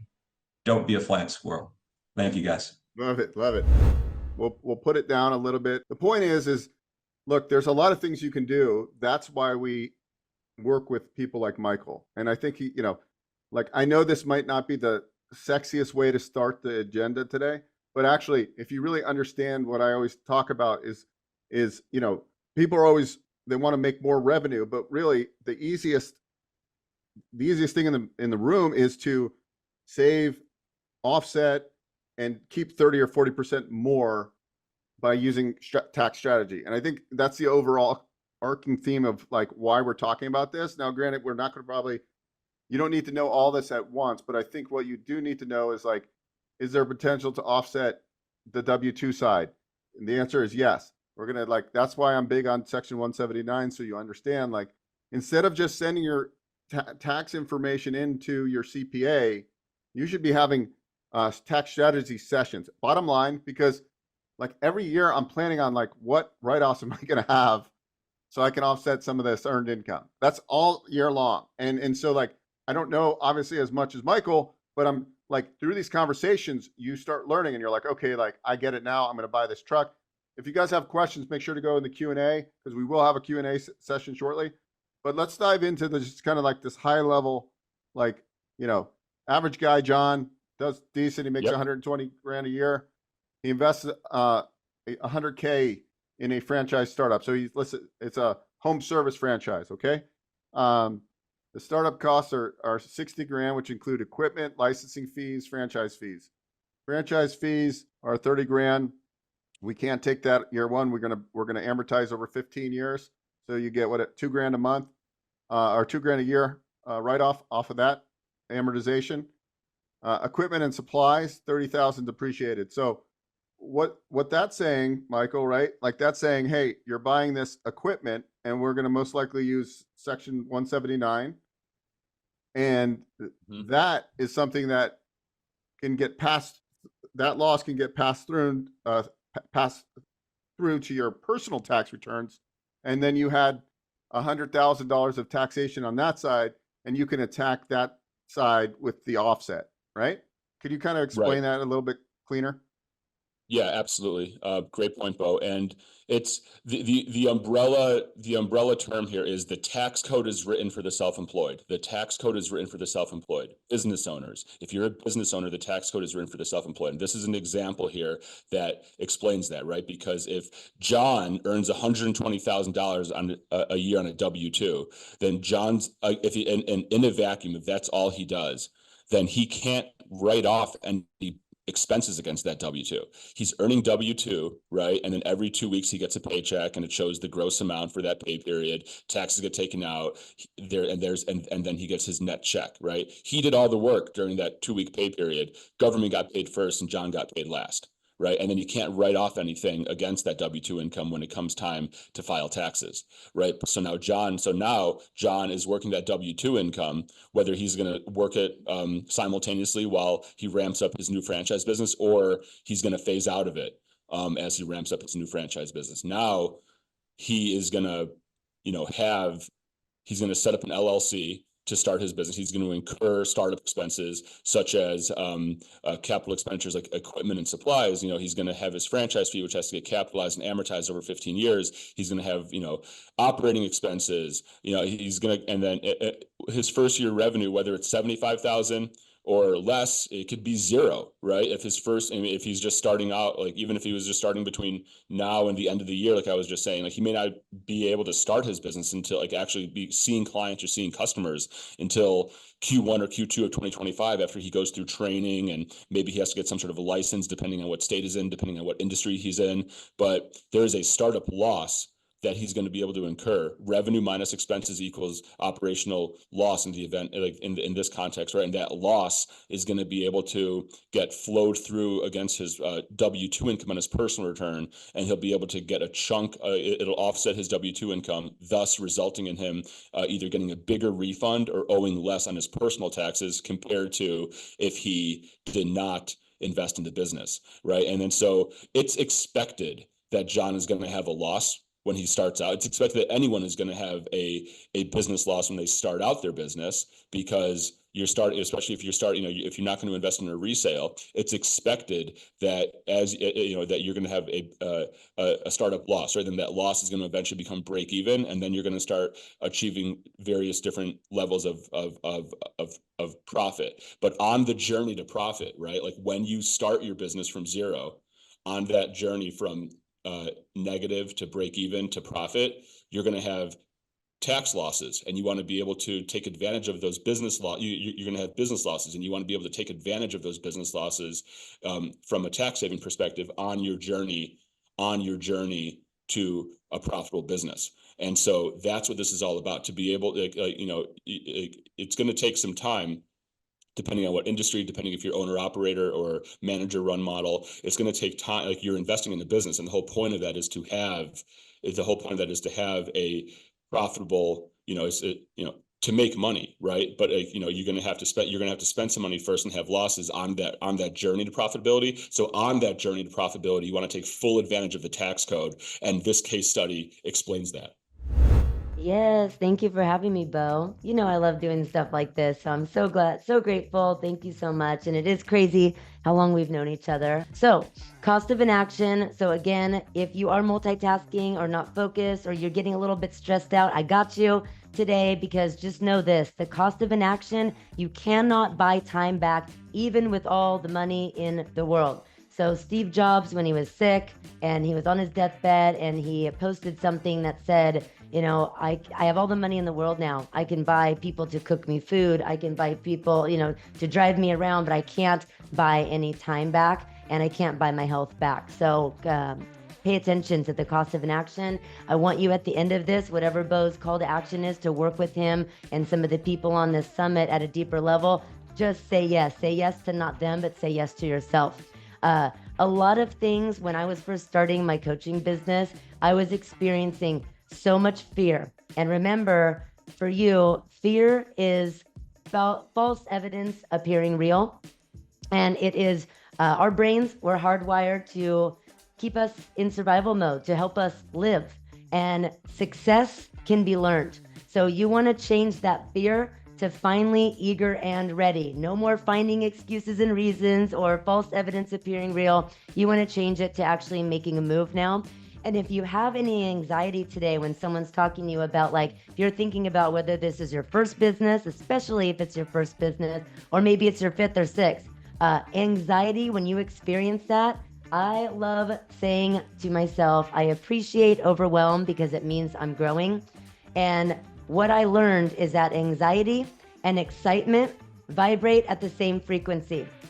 So anytime you're thinking about taking a leap, investing in your business, which hope I can give you a little bit of mindset today to help you say yes to yourself sooner, just remember that anxiety is built to keep you safe, but really you're on the energy of being excited. So tell yourself better stories, and I want you to see yourself there before you get there, because anything's possible. Your future self, your highest version of yourself is absolutely there and available to you. It's just your current self that doesn't have that information yet and that can't see it. I want you to start seeing yourself there so you don't stay in scarcity mode.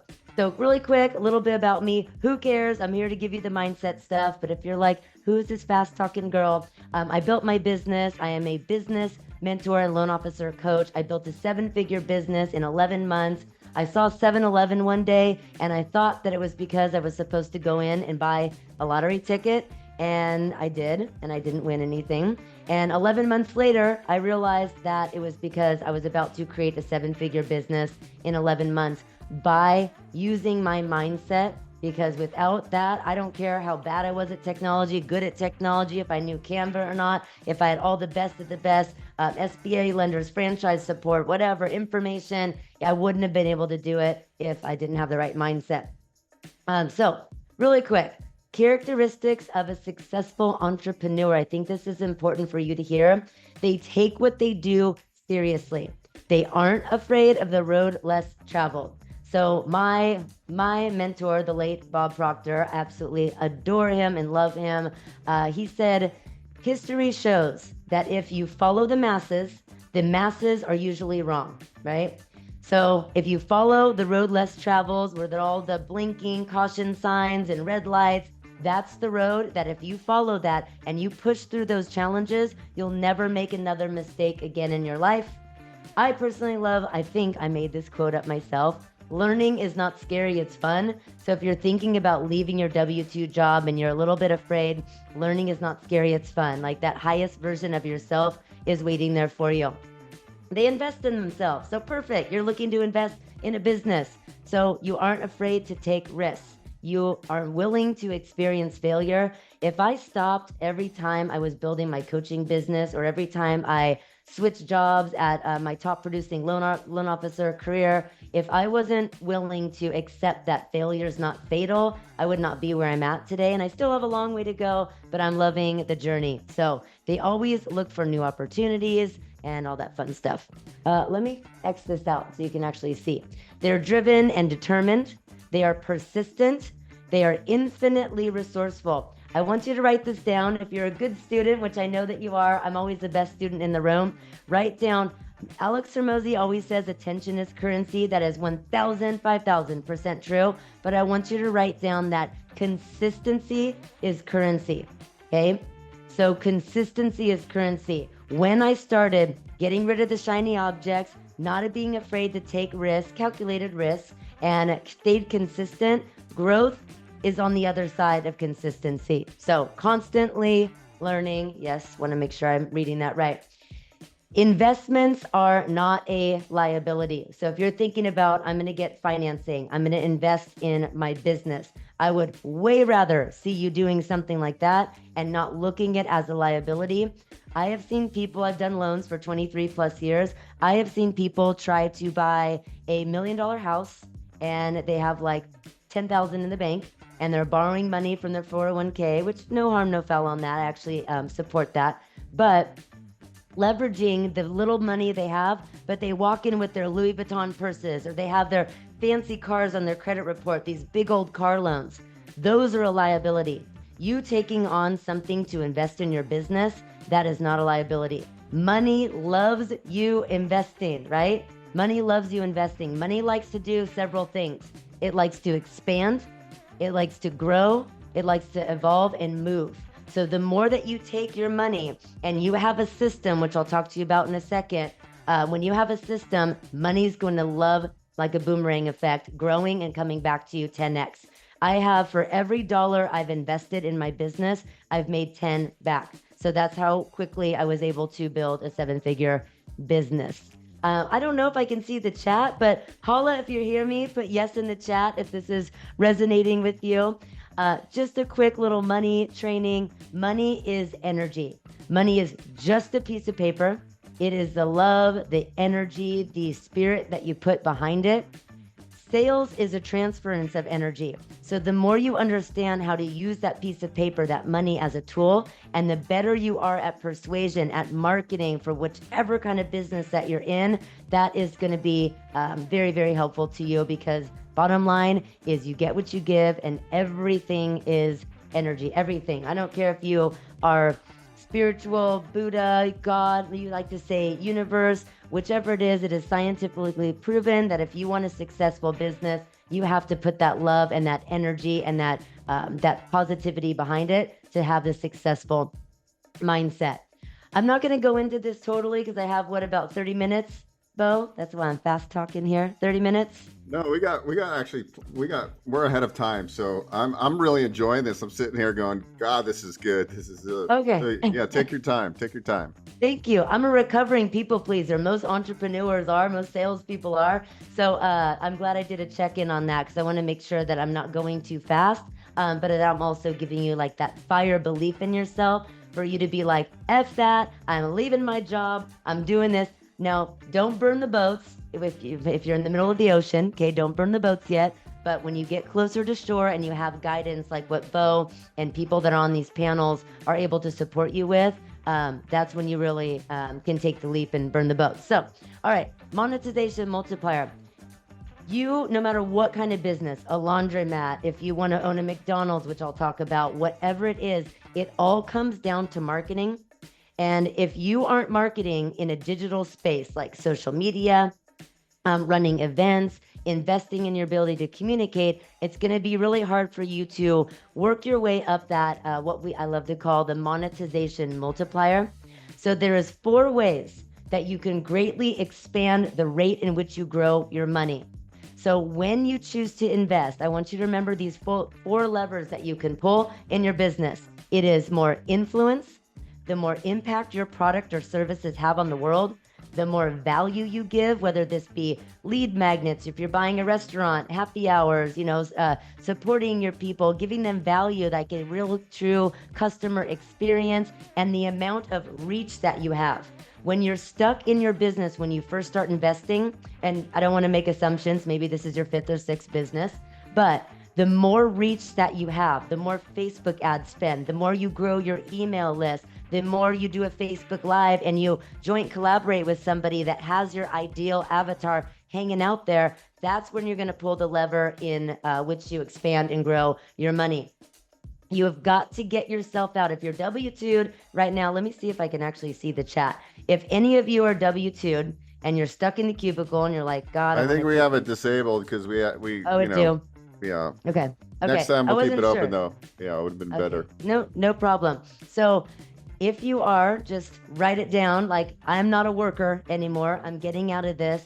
If you have the belief that, which none of you do because you're looking into actually investing in a business, but if you do have kind of stuck in that subconscious belief that more work, more hours worked equals more pay, you will keep yourself subconsciously stuck in that worker mentality. You want to leap over your managers. Managers get stuck in the 75K to 200. You want to become a master communicator in whatever business that you have. I would love to hear when we open it up, if we have time, Beau, to questions, what kind of business you're thinking about opening up or what you're currently doing that you're just trying to make it better. When you can invest in your ability to communicate and you innovate better than anybody, you will work your way up to the millions and billions so quick it'll make your head spin. So the bottom line is you must become a master communicator and innovator. Warren Buffett says, invest in yourself and invest in your business. If I was working at a cubicle waiting for my paycheck and the company decided to shut down, what skills would I have to move on and be able to make money? So the smart thing, you're a smart entrepreneur, the smart thing that you're doing is investing in skills and your ability to communicate that nobody, no job, no CEO, you're the CEO. That's how you keep your money flowing to you. I know that if my email list got taken away, if my Instagram got hacked and shut down, if I lost my virtual assistant, I have skills that I know I could next month bring in 100K month because I have these skills and I've invested in a self-employed business. So you're in the right spot. So good for you. So nobody can take a skill from you. Nobody can take away what you learn for yourself. So any kind of failure as you're building your business and as you're working your way through this investment and working your way up the money monetization multiplier, every time you fail, failure is not fatal. It's just a temporary thing. You've already learned that skill. So now when I move through a challenge and I'm like, oh crap, I did an event, my link is broken. Oh my God, I used to think like I'm cursed, or maybe I, did something wrong in my life, or God's mad at me, and I'm, all the lies that we tell ourselves, right? I built up now, I go, what did I learn from it?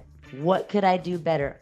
Why am I being shown this mistake again? So every time you come across a mistake, if it's a pattern, ask yourself, why does this keep showing up in my life? Because awareness is the first step to solving a problem.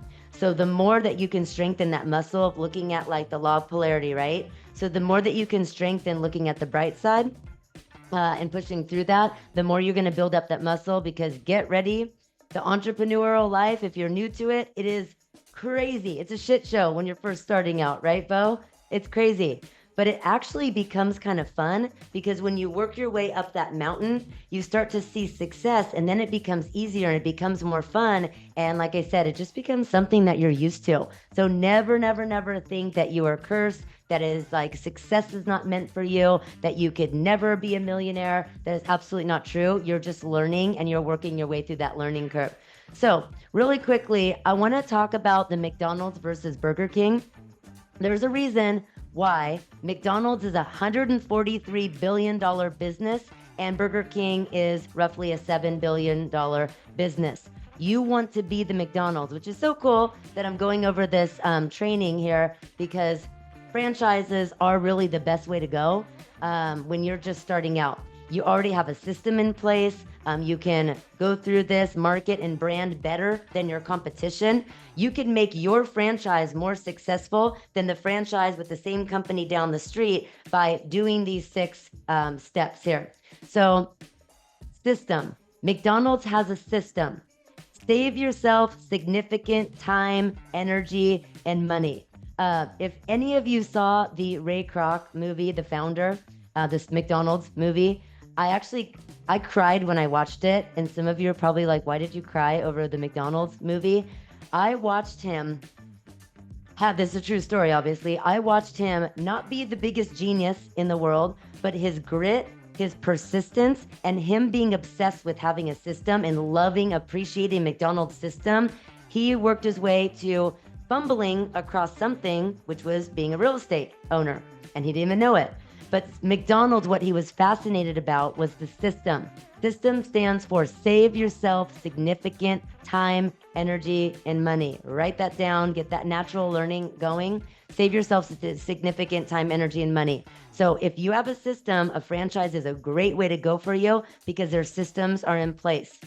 When you work your way up the other steps as a McDonald's and not be the Burger King, think about what they did. So Starbucks came up with the Frappuccino and the coffees, and everybody was flocking to Starbucks. So McDonald's told themselves, okay, how can we create something and emulate like that? So they made the McCafe, their drive-through. They made it more inexpensive. So they make tough choices. Like the franchise owners were pissed at first because they had to put the Frappuccino machines in, they had to change their menus, they had to go through all this work, but it ended up making them more money. They innovate better than anyone. So I think this stuff is nasty. I don't eat this stuff. I went on TikTok when I was on the treadmill one time and I looked up way too much gross stuff about fast food. So I can't even look, well, if I had too many cocktails, as long as I don't look it in the eye, I could actually eat the burger. But either way, they're rich. So they innovate better than anyone. I think this stuff looks gross, but they know how to emulate and innovate. So even within your franchises, your businesses, there's always your competition. Even if they're further along and making more money than you, there's ways you can innovate, problem solve, and be better than them. McDonald's, they have an amazing brand. So I don't know what kind of business you're thinking about taking the leap in or what you're trying to ramp up and build, but think about your branding and how you can work on your personal brand, your voice, or use their brand and use it to the fullest extent. Having a successful mindset is all of what McDonald's did to keep going. They were always first. They were the first ones to put their ATM machines in and make it cashless, or not cashless, but stop collecting cash. And everybody, again, they were mad. They're like, I got to get these ATM machines. McDonald's has always had a mindset of success. So how can I invest more and make more? Not how can I invest little as possible and make the most possible. That's a broke lender. I see it all the time. broke lender mindset, that's a broke entrepreneur mindset, and a broke realtor mindset. How can I drive around more, drop off my business card, go get drunk at golf tournaments? That is not having a successful mindset. So one thing I want to encourage you, since I know you're taking notes, Beau gave you a quiz, so I'm sure you have some kind of workbook that you're working off of. When you're building your business, I want you to think about the success filtering questions that you can do Monday through Friday, whatever your work hours are. This stuff, you guys, this helped me build my 7-figure business like that. So for example, whatever can make your boat go faster. Don't have time to tell the Olympic gold story about making your boat go faster. You can look it up, but I would always ask myself, what is the highest and best use of my time? Is this a shiny object? Am I offloading my money to a virtual assistant without having that skill because I don't believe that I can actually do it better myself? Am I delegating or am I dumping this on somebody? That's the quickest way to work your way through real quick, burn through your investment when you invest in a business, is by paying somebody. The digital marketing world is they're like the freaking wild, wild west. It's insane. So if you go and pay somebody because you just think, you know what, they said that they're going to do it for me, you will burn through your capital faster than you can blink. So having certain success filtering questions will help you uncover your patterns, help you recreate new ones, and solve any problems before it happens in your business. So make your boat go faster and increase your skills in communication. Just a side note, if you want to go Tiffany Rose, I'm gonna plug myself here, Beau. If you want to go to gotiffanyRose.com, you can get this daily sheet. I also want you to follow me on Instagram and YouTube as well, Tiff Rose Coach. But go to TiffanyRose.com. Just something like this sheet when you're building your business and you're taking the leap, celebrating in the morning what you're grateful for before you start panicking about you taking this journey, understanding and identifying what your big rocks are in the day, celebrating your wins and successes at the end of the workday, not at night before you go to bed, but end of the day. Celebrating your wins will help you stay in the gain in your business and keep you away from the gap. The competitor to be feared is the one who never bothers about you at all, but goes about making his business better all the time. Don't worry about what your competition's doing. I used to look at my followers on Instagram, and I used to say, well, that person has 125,000 followers. And I would make me kind of mad, and it would actually hinder me. So write this down too. I'm gonna give you some bars right here. Comparison is the killer of all joy. So as you're working through, remember, you're just learning. Failure's not fatal. Don't worry about people that are making more money than you or getting that success faster or talking to, your business partner, your managers, your friends, and you're not there yet. It will happen in divine timing, but don't worry about what other people are doing and don't worry about the haters because it's all about you and you have the ability to create your own reality. Delay is the number one enemy of abundance. So go be abundant, go invest, do whatever you got to do and make decisions quickly. Money likes speed, but wealth loves time in the game. So whatever you do, plan to stay with it consistently. Yeah.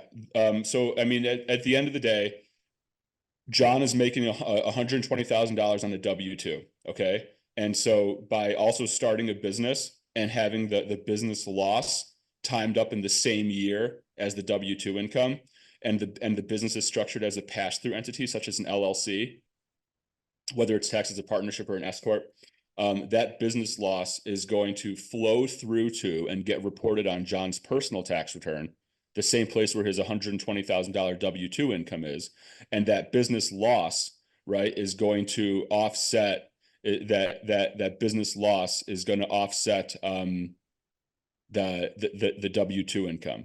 And so, and I apologize if maybe some of these bullet points here are out of the, are maybe like there's, if they're kind of not flowing, but for like John makes $120,000 on the W-2. And let's just say that in year one, his revenue minus expenses, including depreciation and amortization, results in a $50,000 loss, right? Then he's gonna, then he just paid taxes on 120,000, but his adjusted gross income is only going to be 70,000 because he has $120,000 W-2 and a $50,000 loss. If it was a $70,000 loss, then he has, $50,000 adjusted gross income, but he paid taxes on 120. So you can imagine when it comes time to file his taxes, there's going to be a good chunk of the federal withholding and also maybe state withholding, depending on what state he's in. He's going to get a good chunk of that back because that business loss reduced his overall income, because it all gets combined on the personal tax return. In this example, it would be different if he was structured as a C Corp, but I won't rabbit hole into that scenario as well. Perfect. So guys, look, this is just a high level case study. There's a lot of things you can do. Once you start looking at a business, whether you're doing a business acquisition or you want to do a franchise startup, you're going to, obviously when you work with our team, we're going to refer you to Michael. If you just, or if you have questions, you can go meet with his team. But this is part of like the whole equation and like figuring out like what entity to use, like what really makes sense from a funding perspective. From, does a Robus really make sense or not? That's the things we want to vet out. Typically, and I'm an SBA guy, so I'm going to say debt's usually the best option, from a taxation standpoint and overall arcing theme of like good debt right off the interest. But guys, I know we started with like, you guys probably didn't have your coffee and you're like, man, this is a lot of information. Just the big takeaway is that there's lots of things you can do to offset W-2 if you own a small business. And that's why we're passionate about Business Ownership Summit. Michael, thank you so much. Yeah, Beau, thanks for hosting a wonderful action and value packed webinar today. I've got about 6 pages worth of written notes already. And boy, thank you to Kim from Color World, Carson from Enviro-Master. I just really thought every one of the presenters today just offered a lot of not just great perspective on franchising in general, some of the expectations, as well as some of the things to look out for. But now a little short background about myself. TJ Corey, I'm a certified franchise broker. Primarily, I help my clients with that kind of initial brand research, proper franchise fit, and we'll get into more of a little bit of that later. Proper level of involvement, and then more importantly, kind of candidate positioning, which entails a number of things like writing a wonderful bio about the candidate, really pulling out their best strengths, what are their best features. What we see in a lot of competitive franchises during that mutual selection process is we want to put the best foot forward on the candidate, highlight all of their best strengths. And what we do as certified franchise professionals is we position you in not just the best light, but we're pulling out some of those things that Tiffany just talked about, some of the things that Kim talked about if you're on this webinar when Kim was talking about that mutual selection process. So a lot of good things in between, but Beau, thanks again. I'll let you kind of take the thanks for setting the table there a little bit. So guys, like why you don't like, you might have said, look, I love Color World and I'm just going to call Color World, right? The reason why you don't do that is there's people like us out there that are going to give you kind of a full spectrum of like what to expect, because a lot of people come initially thinking that franchises are all food businesses, right? TJ, you get a lot of people that think, oh, the Subways of the world. Quite honestly, most of the franchises that we're working with, a lot in the B2B space, a lot in the home service, right? Like maybe not brands you might have heard of in the food. And I think that's a common, like most of the stuff we're doing is non-food franchising. And there's so many opportunities where you don't need a brick and mortar location, where it's a subcontractor model. Will you talk to people, TJ, kind of like you're like, essentially what the process will be here, guys, if you're interested, and we're just going to kind of show you what our process would be is you guys already took the quiz, you got an email to do a discovery call with me. The reason I brought TJ in is because, of course, there's only one of me, and I needed to find and I see TJ every week on Zoom because we're always learning together. That's what we do when we're not working with our candidates, is we're learning the brands. You took the quiz, but you're going to do a discovery call with me. I'm going to ask a few questions, build some rapport, and then we're going to work with TJ, him and I together to get you to the finish line. And we're going to give you kind of the outline of the process, because I think it's important to understand how you actually get to the finish line if this is something that you're interested in. And so through the discovery calls, what we would do, and TJ talks about doing franchise research, right? He's going to start a process. He's going to create a thesis based on all the input and the information he gathers. And he's going to do, obviously it's by territory because not all territories available. TJ, talk to everybody out there about franchise research, about matching with the right brands, how you might have seen somebody come in wanting something, but they ended up with something else. Just give us a little conversation about that. I think people will find this interesting and valuable. Yeah, and great question there. There's a number of things I like to say. I help people with kind of screening the opportunities. And what do I mean by screening? That doesn't mean that we're curb qualifying, right? So we don't look at an opportunity just from the outside in and think, oh, I think that'd be a wonderful fit for my wife and I, or there's an interest there. Or I work with a lot of people that come from IT technology space, not just DBAs, system architects, people that were previously project managers, senior project managers, love working with IT folks because they are very process oriented. So I start with kind of a very detailed 30 to 45 minute telephone call, just all about you. I tell you a bit about my background, my professional background, but I'm asking you a lot of questions because I want to pull as many things as I can. You know, did you play sports in high school? What other activities were you interested in back when you were in your 20s? We look for even other things like your passions. Maybe have some hobbies that we want to put in there. Believe it or not, Beau, when we position our qualified candidates to these franchise opportunities, we're going to put some more color and more context around that person other than just how much money do they have, what are they willing to invest, and what territory they're looking for. So there's, especially in very competitive and successful franchise systems, they're looking for more than just your age and income and whether you're a homeowner or not. They want to know what else makes you tick. What are your other passions? How many kids do you have? A few things that kind of personalize that thing and humanize the candidate.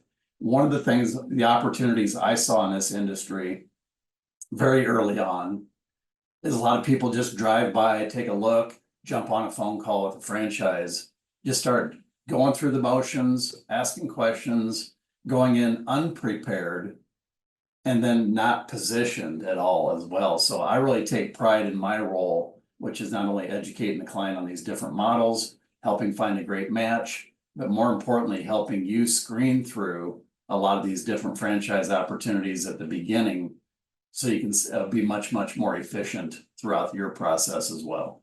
I hope that kind of makes sense. I got more on that as it relates to how I do my screening process. You can ask me more about that on the next pass through. Sure.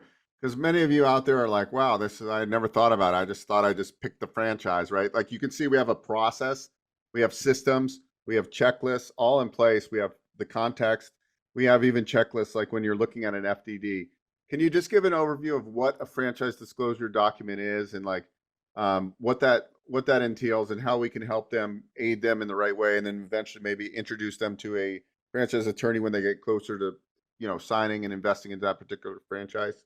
Yeah, and yes, that step's absolutely critical. And what I've found with some of my clients I'm working with right now is they try to go do it themselves. They go on Google, they might have been looking around for FDDs, try to query old ones that are outdated from 2021, 2022. And you can maybe find, third-party copies of FDDs online, but you do not want to use that as a basis for a $100,000 or $200,000 or $300,000 decision. As brokers, we're going to get you pre-qualified, have that conversation that we talked about, get you prepared and educated to meet with a franchise. But you'll want to go through the first 1 to 2 to 3 webinars, seminars directly with the franchise system, meet with the right leadership teams, and then you'll get properly disclosed from the franchise directly. And yeah, so my point to that story is you'll definitely want to get the FDD directly from the franchise system because that's the most up-to-date one, right? The 2024 one. And you can't just look around on the internet and start Googling around and getting a full copy of the current FDD because typically it's not out there. And even if you could find a third-party pirated version of it, you don't want to use it because you don't want to trust that source, right? Because people are not supposed to be republishing franchise disclosure documents. And the FTC actually has regulations about proper disclosure. And that is only to come directly from the franchise. Most of your people on this call may already know that, but again, when you're working with a certified consultant and a certified broker, we'll make sure to step you through all the professional process and the way it's supposed to be done.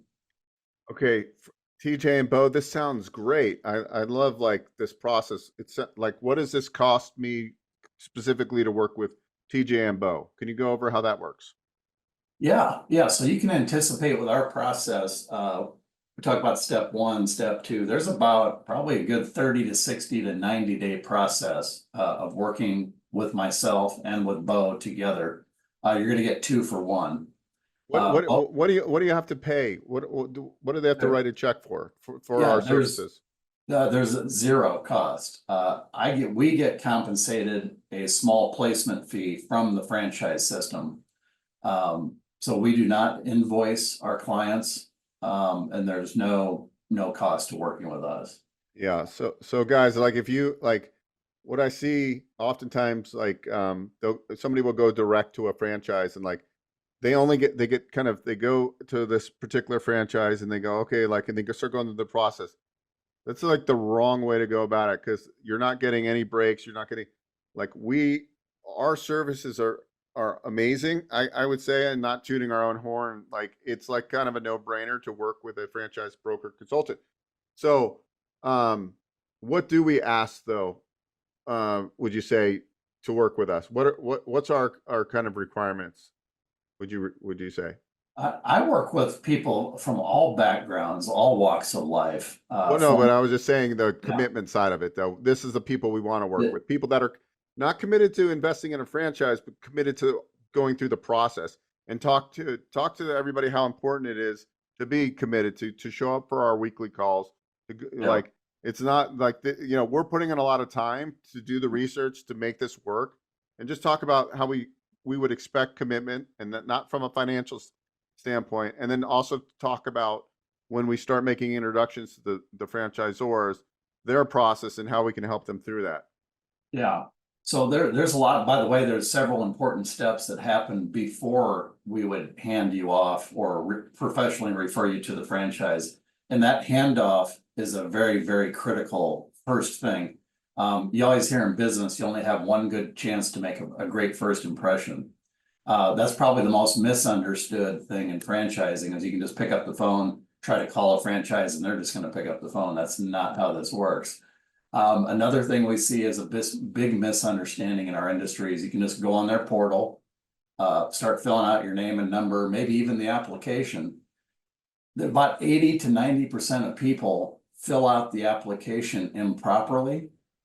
And I would say more than 80% of them, when they fill out that application wrong, are going to disqualify themselves. They didn't take the time to look at the liquidity requirement, the ticket, the net worth requirements, and all those other things that Beau is going to help you with to make sure you have it properly framed up. So there's a whole long list of reasons why working with a consultant at no cost is going to help you get not just in front of the right opportunities, but make sure you don't put your first foot forward and then all of a sudden you're on the file, you're in their system. Literally, a person could have themselves in a system and not get a response from a franchise because they filled out the paperwork wrong, right? And that can happen. I've seen it happen multiple times. I think also what's cool is that like TJ and I work with very sophisticated, well-to-do C-suite executive type of business people that want to own a business in that space.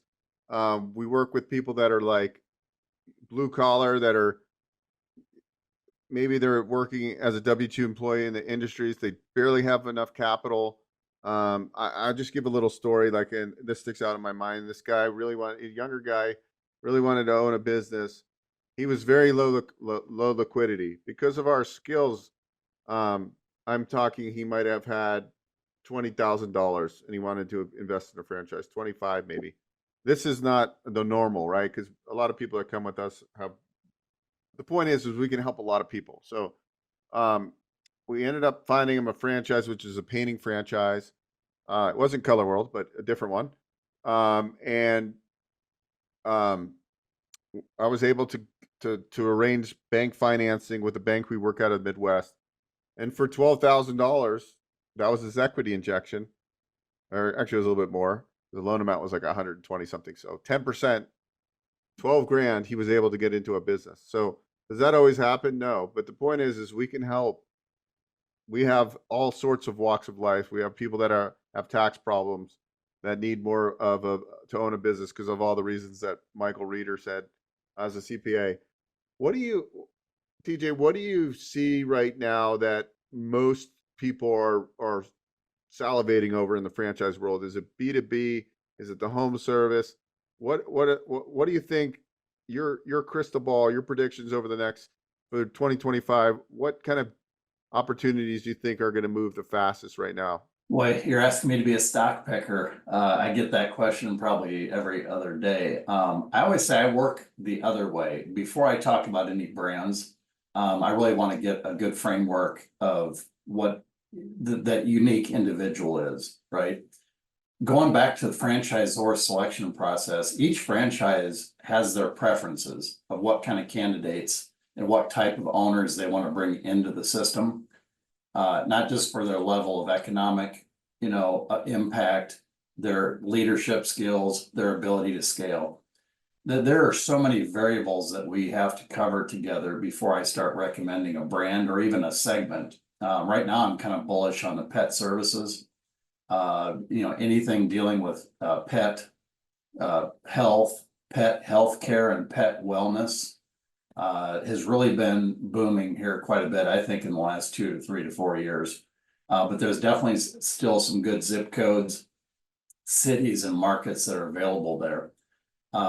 But again, just to finish on what we were talking about before about franchisor preferences, when I first start working with a client, we're really going to frame up what their financial outlook looks like and how much working capital they can put in, because that makes a difference on how large of a territory they could potentially qualify for and what kind of markets we look at, right? So that gets into, once you work with me, we'll talk quite a bit more about what that means. But it really gets back to geography, right? Like where does the client live? How big of an appetite do they have? And how large of a market opportunity is there in the city where they live? That's all. That's also something that gets overlooked. Why people are thinking about smoothie shops or they're thinking about mobile pet grooming. People get so wrapped up in like a brand, they're completely missing the boat, which is the opportunity, the market being offered, the comparative analysis and competitive analysis that I do with my candidates when they're comparing one opportunity to 2 or 3 or 4 others all at the same time. Yeah. So as you guys can see, we go through a very complex, coming originally when I started in business at 20 years old as a residential mortgage broker, helping people finance their largest investments, usually their home. Then getting into a lot of real estate investment financing, and then getting into SBA financing, and then getting into the consulting side. Look, I've never seen more of a dynamic process than and that's what attracted me to this career now, as helping candidates navigate this process of figuring out what business would be ideal for them, because there's so many factors, as TJ is just pointing out, so many moving pieces. It's actually a fun business for us because it's like chess. You gotta like be very strategic, even territories, and even what territories they're offering you, and that's where like TJ is very strong. That's why we're working with TJ on this side to fill those gaps. The other thing I think is important is like, look, have an open mind, because you might come in telling us that you're only interested in advertising businesses, or I'm just throwing out something, right? But I always say, look, it's not really the business that you own, it's what you're doing as the owner, is because that's more important, right? Like if you come to us and you're like, hey, I'm trying to keep my W-2 job and find something semi-absentee, but it can only be this sector. I think you got to kind of open your mind, because a lot of people don't realize that there's well over 3,000 franchises out there. Now, of course, TJ and I don't probably work with 3,000. We have a huge inventory that we work with, but we generally work with like 30 or 40 of the same brands out of all the brands possible. So also like your financial capabilities, are you getting SBA financing? All these factors play into like how we can help navigate you down the river to eventually, hopefully, finding something that works well for you. I was just going to add that generating a good list of questions when you have that first important meeting with a franchise system. Tiffany mentioned it earlier. They want to know, what is your ultimate why? Now, this may sound crazy to half of the people that are listening today, but when you get off of this call today, write down, what is your why? You know, why do you want to go into business for yourself? That answer, it really doesn't matter what your answer is, but just make sure you have one and make sure it's genuine and say it with a smile and some enthusiasm. Oftentimes, candidates, when they first meet with a franchise, they might think they're going to talk about some small talk of the weather. No, they're not going to talk about the weather. They are going to ask you, what is your why? You know, why are you looking at into small business at this time? Yeah. So guys, as you can see, there's a lot of things that need to be maneuvered, and it's not like you get in and the next day you're signing your franchise agreement. Once you start opening up and seeing all the stuff you need to do, you know, because I wear two hats on the franchise side, as a broker consultant and an SBA broker, loan broker. You know, I actually have a lot of franchise brokers from other organizations. Sometimes they'll refer me their client to handle the financing side, because I'm pretty good at SBA franchise financing. And not to, you know, throw people on their table, but sometimes what I see happening with them is like we have to do 3 years of projections when we get the SBA financing, and the first 2 years broken out month to month. The problem sometimes I see is like they're not prepared, meaning they don't even know what the average, like they're buying a handyman service business, right? But they don't know what the average, you know, when they get a service call and they go out to service this job, what's the average, you know, fee they can expect? And a lot of people just don't have those answers, and those are very important. And that's so, like, you know, when you get a consultant, they're going to help you make these lists of questions that you need to look at, because if you don't, you're going to be down the road all excited, and you're going to like, wait, I don't even know how this business really operates when they start thinking about it. So that's the importance of like working with a team that's going to drive you to the finish line. Because I see that a lot. And so like, it's kind of my benefit when I work with people, is because I see that and I understand the SBA process and what banks will lend. Really, there's about a handful of 5 banks that are very good at SBA franchise startup. So think about this. Oftentimes these loan amounts are under 500,000. There's no collateral, and you got a lender that will lend you 80 or 90% on a startup. That's super high risk. The reason SBA is around is because these loans are not made by SBA, but a portion of them are guaranteed. So figuring all this out with getting to the finish line of finding the ideal business that actually works for you. A lot of people, if you know, where would you say people get stuck in the process that you've seen with, like, where they like, is it they realize that there's a lot more work than they intended? Where do people sometimes go, like, get stuck, and then they get kind of cold feet in the buying process? Would you say obviously not everybody that goes through the process ends up getting to the finish line? What are the biggest things that you think that people either get cold feet on, or maybe they just don't have the skill sets, or what are those variables? And I'm going to take that one also since I've sat in both chairs as a former franchise development manager. I want to look at this from the franchisor perspective, as opposed to the prospective owner, franchisee. When we are sitting across the table from them on a Zoom meeting and we're talking to a wonderful candidate, we're always looking for 3 things. Do they get it? Do they understand it? And do they really want it? Those are the 3 things that I want to stress on this call today. Is even if you're not sure if you want it, you know, at least lean in and ask like you're hungry. Kind of like what Tiffany was talking about during that business mindset call. in the business mentoring and business mindset. Even if you're not sure about the business, when you go through a discovery process, you can kind of be educational, take it all in, listen, ask great questions. But to answer your question directly, Beau, I think the biggest area where people run into challenges during the selection process is exactly what you said. It's not understanding even the top 3 fundamentals of the business. What is the average ticket? What are the drivers? What is the market that they're serving?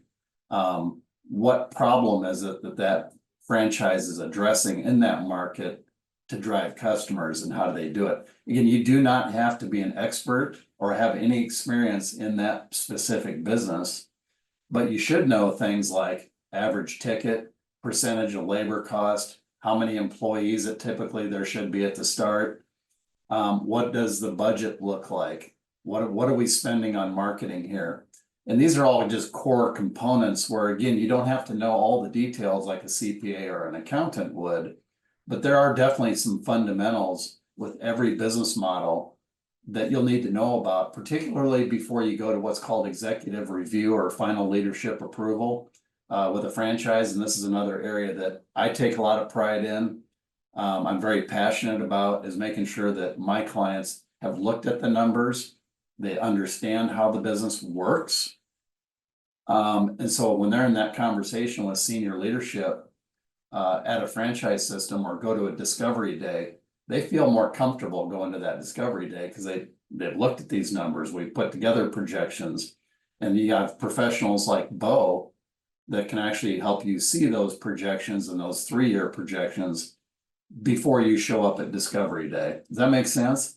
Yeah, it makes a lot of sense. If you show up at discovery day and you haven't looked at any projections, you might as well turn right around and head right out the door. Yeah, TJ, there's a question here. Before getting in, let's see here. Before getting in, you have to know the cost of exiting or opportunity of exiting. Do you make money when selling a franchise? Does the brand buy it back and select next franchise owner? Do you have to find a qualified buyer against the franchisee's qualifying criteria? So typically, in general, because all franchises might be slightly different, before you invest in a franchise, you're going to probably have a conversation with TJ or myself as we're working with you. Is like, what's your vision? Obviously, things can change. Hey, Beau and TJ, I plan on a 7 or 10 year deal, and then try to exit out, and then I'll be 62 and I want to go move to Mexico, or whatever your story is, right? During discovery, we're gonna get kind of your vision and what you're going for. Now, to answer the questions on like resales, yes, you can resell these franchises.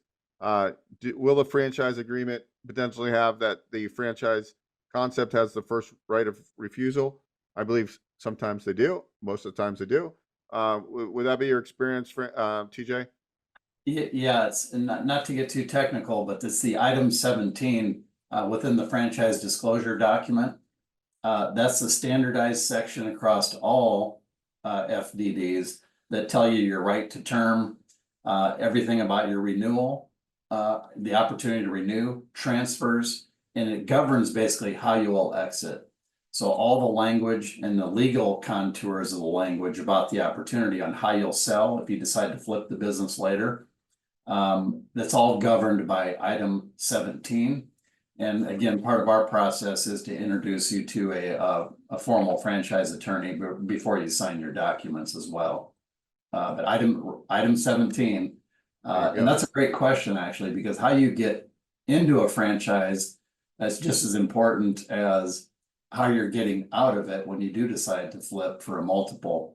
And we can talk about that more on a one-to-one basis, not in an open forum here, about what multiples are and how do you go about calculating the resale value of not only a private business versus a franchise, or a multi-unit franchise versus a single location. Multiples are cool, right, Beau? Yeah, definitely, guys. And we're also going to have conversations why sometimes a recurring revenue type business model makes more sense for exiting, because you're usually going to get a higher multiple. But there's a lot to go into, guys. But I know it's been a long day. We're gonna kind of end this here. I'm gonna give TJ the floor to just closing remarks on the journey into business ownership. Give some encouraging nuggets, and like we said, we just need a commitment. Be committed to the process. That's what we're looking for. So you guys can go to businessownershipcoach.com/quiz. If you're ready to do that, you're just going to book a calendar appointment with me. Yeah, I'll just kind of start with an example. Working with a client that had came to me, he'd already spent a year looking at franchises. In fact, I think he might even gone to 4 or 5 different direct meetings with franchises, spent 3, 4, 6 hours researching one of them. I talked to another one, got lucky, got through the gatekeepers, and conducted probably 3 or 4 meetings with the franchise. And then after the 3rd meeting, everything fell apart. They stopped calling him. There was basically some kind of a misunderstanding, right? Part of that has to do with that person had never met with a franchise funding professional or a franchise funding expert like Beau and his partners.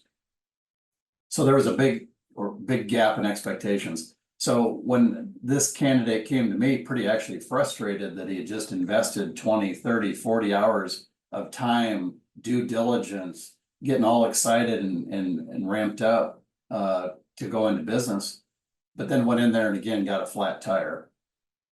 And he didn't know why. And this guy actually had $750,000 in liquidity and 1.7 in net worth. Who would think that money would be a problem, expectations gap would be a problem? There was just a difference in what the market was being offered, the opportunity being offered, and everything in between. And it really, to this day, that one client that I helped successfully place with a 3-territory franchise opportunity in California, it just was really rewarding to me because we bridged so many gaps, went back and ended up looking at a completely different opportunity than the one he was looking at. And we made sure to align the financials that he had to work with, his current liquidity position, against what the banks were looking for. And that's why when you guys see that liquidity requirement, net worth requirement, which is a big headline in every advertisement you'll see, make sure you talk to Beau about that, because Beau is absolutely excellent at this, and he's great at helping you frame up why those requirements are there. Even if you're walking in the door with $750,000 in cash, like my candidate was, that doesn't mean that necessarily you're in the driver's seat and you can automatically be awarded any franchise that you want. Just please take that to heart, because we want to set you up for success and make sure that you have a firm understanding of everything you're looking at prior to spending hours and hours looking at it. So thanks again, Beau, for having me on today. I really appreciate it. Yeah. He and I will work together hand in glove with any clients that want to utilize our services. Thanks again, Beau. Yeah. Thank you so much, TJ. I just want to say, look, I interact with a lot of franchise consultants, and there's a reason I want TJ on the team here, especially because the way we're growing, we're helping so many people, is because TJ, first of all, him and I really click, and he's got a level of detail.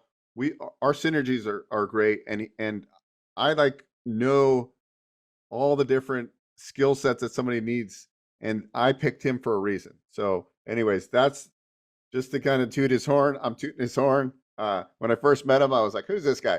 But and he's also one heck of a drummer, which I would have never guessed. So that's why he's part of our team here. So yeah, I'm excited, especially because of our mission to grow Business Ownership Summit.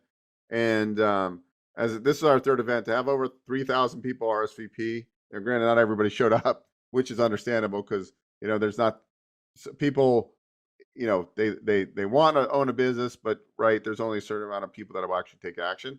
But it was still pretty cool because we don't spend that much in doing ads or anything like that. So to get that many amount of people, it's pretty cool. Is there anything you need to do to prep before the call? No, you don't have to prep before the call. You're going to meet with me. I'm going to get you ready to rock and roll. It's a great question. Can the franchise owner, the franchisee, take ownership within an LLC that is owned within a self-directed IRA, or must it be owned by a person individual? So that's more of a that's a good question. So like a lot of people, if they have the right 401k, for example, and it's eligible to roll over, they're going to do a Rob's rollover, and it has to be a C corp. The way that's structured. So the self-directed IRA, the question is would that be an eligible vehicle if you had enough money in there to own that particular franchise? I don't know that right now, because most people do it in a C corp for a reason, because of the legalities between the Rob's plan. But I do have an expert that can tell you if that structure would be eligible. So I'll definitely, if you want, you can reach out to me. If you want to book a call with me to ask questions other than if you've done the quiz, you can go to bookwithbeau.com. My name, Beau, bookwithbeau.com, and you schedule a call. Yes, this is going to be recorded. Guys, we're doing this event quarterly. I would say, though, take action now, because the first one we did, the first business ownership summit, this is number 3. We already have gotten people through to the finish line where now they're successful business owners. So that's rewarding. We haven't had a ton, because it's only, the first event was maybe 10 or 11 months ago. So we haven't got a ton through, but each event is growing and growing and growing. So, you know, our hope is to get more and more people into business ownership, whether you're keeping the corporate job or you want to transition, or you're doing it as more of an investment style. We're here to help. I do deep dives on SBA financing. You can go to all of our events by going to beaueckstein.com/events. So thank you so much. I hope you got a lot out of it, and it was well worth the ticket price, okay? Anyways, I hope you guys got a lot out of it, and we will see you guys on the next one.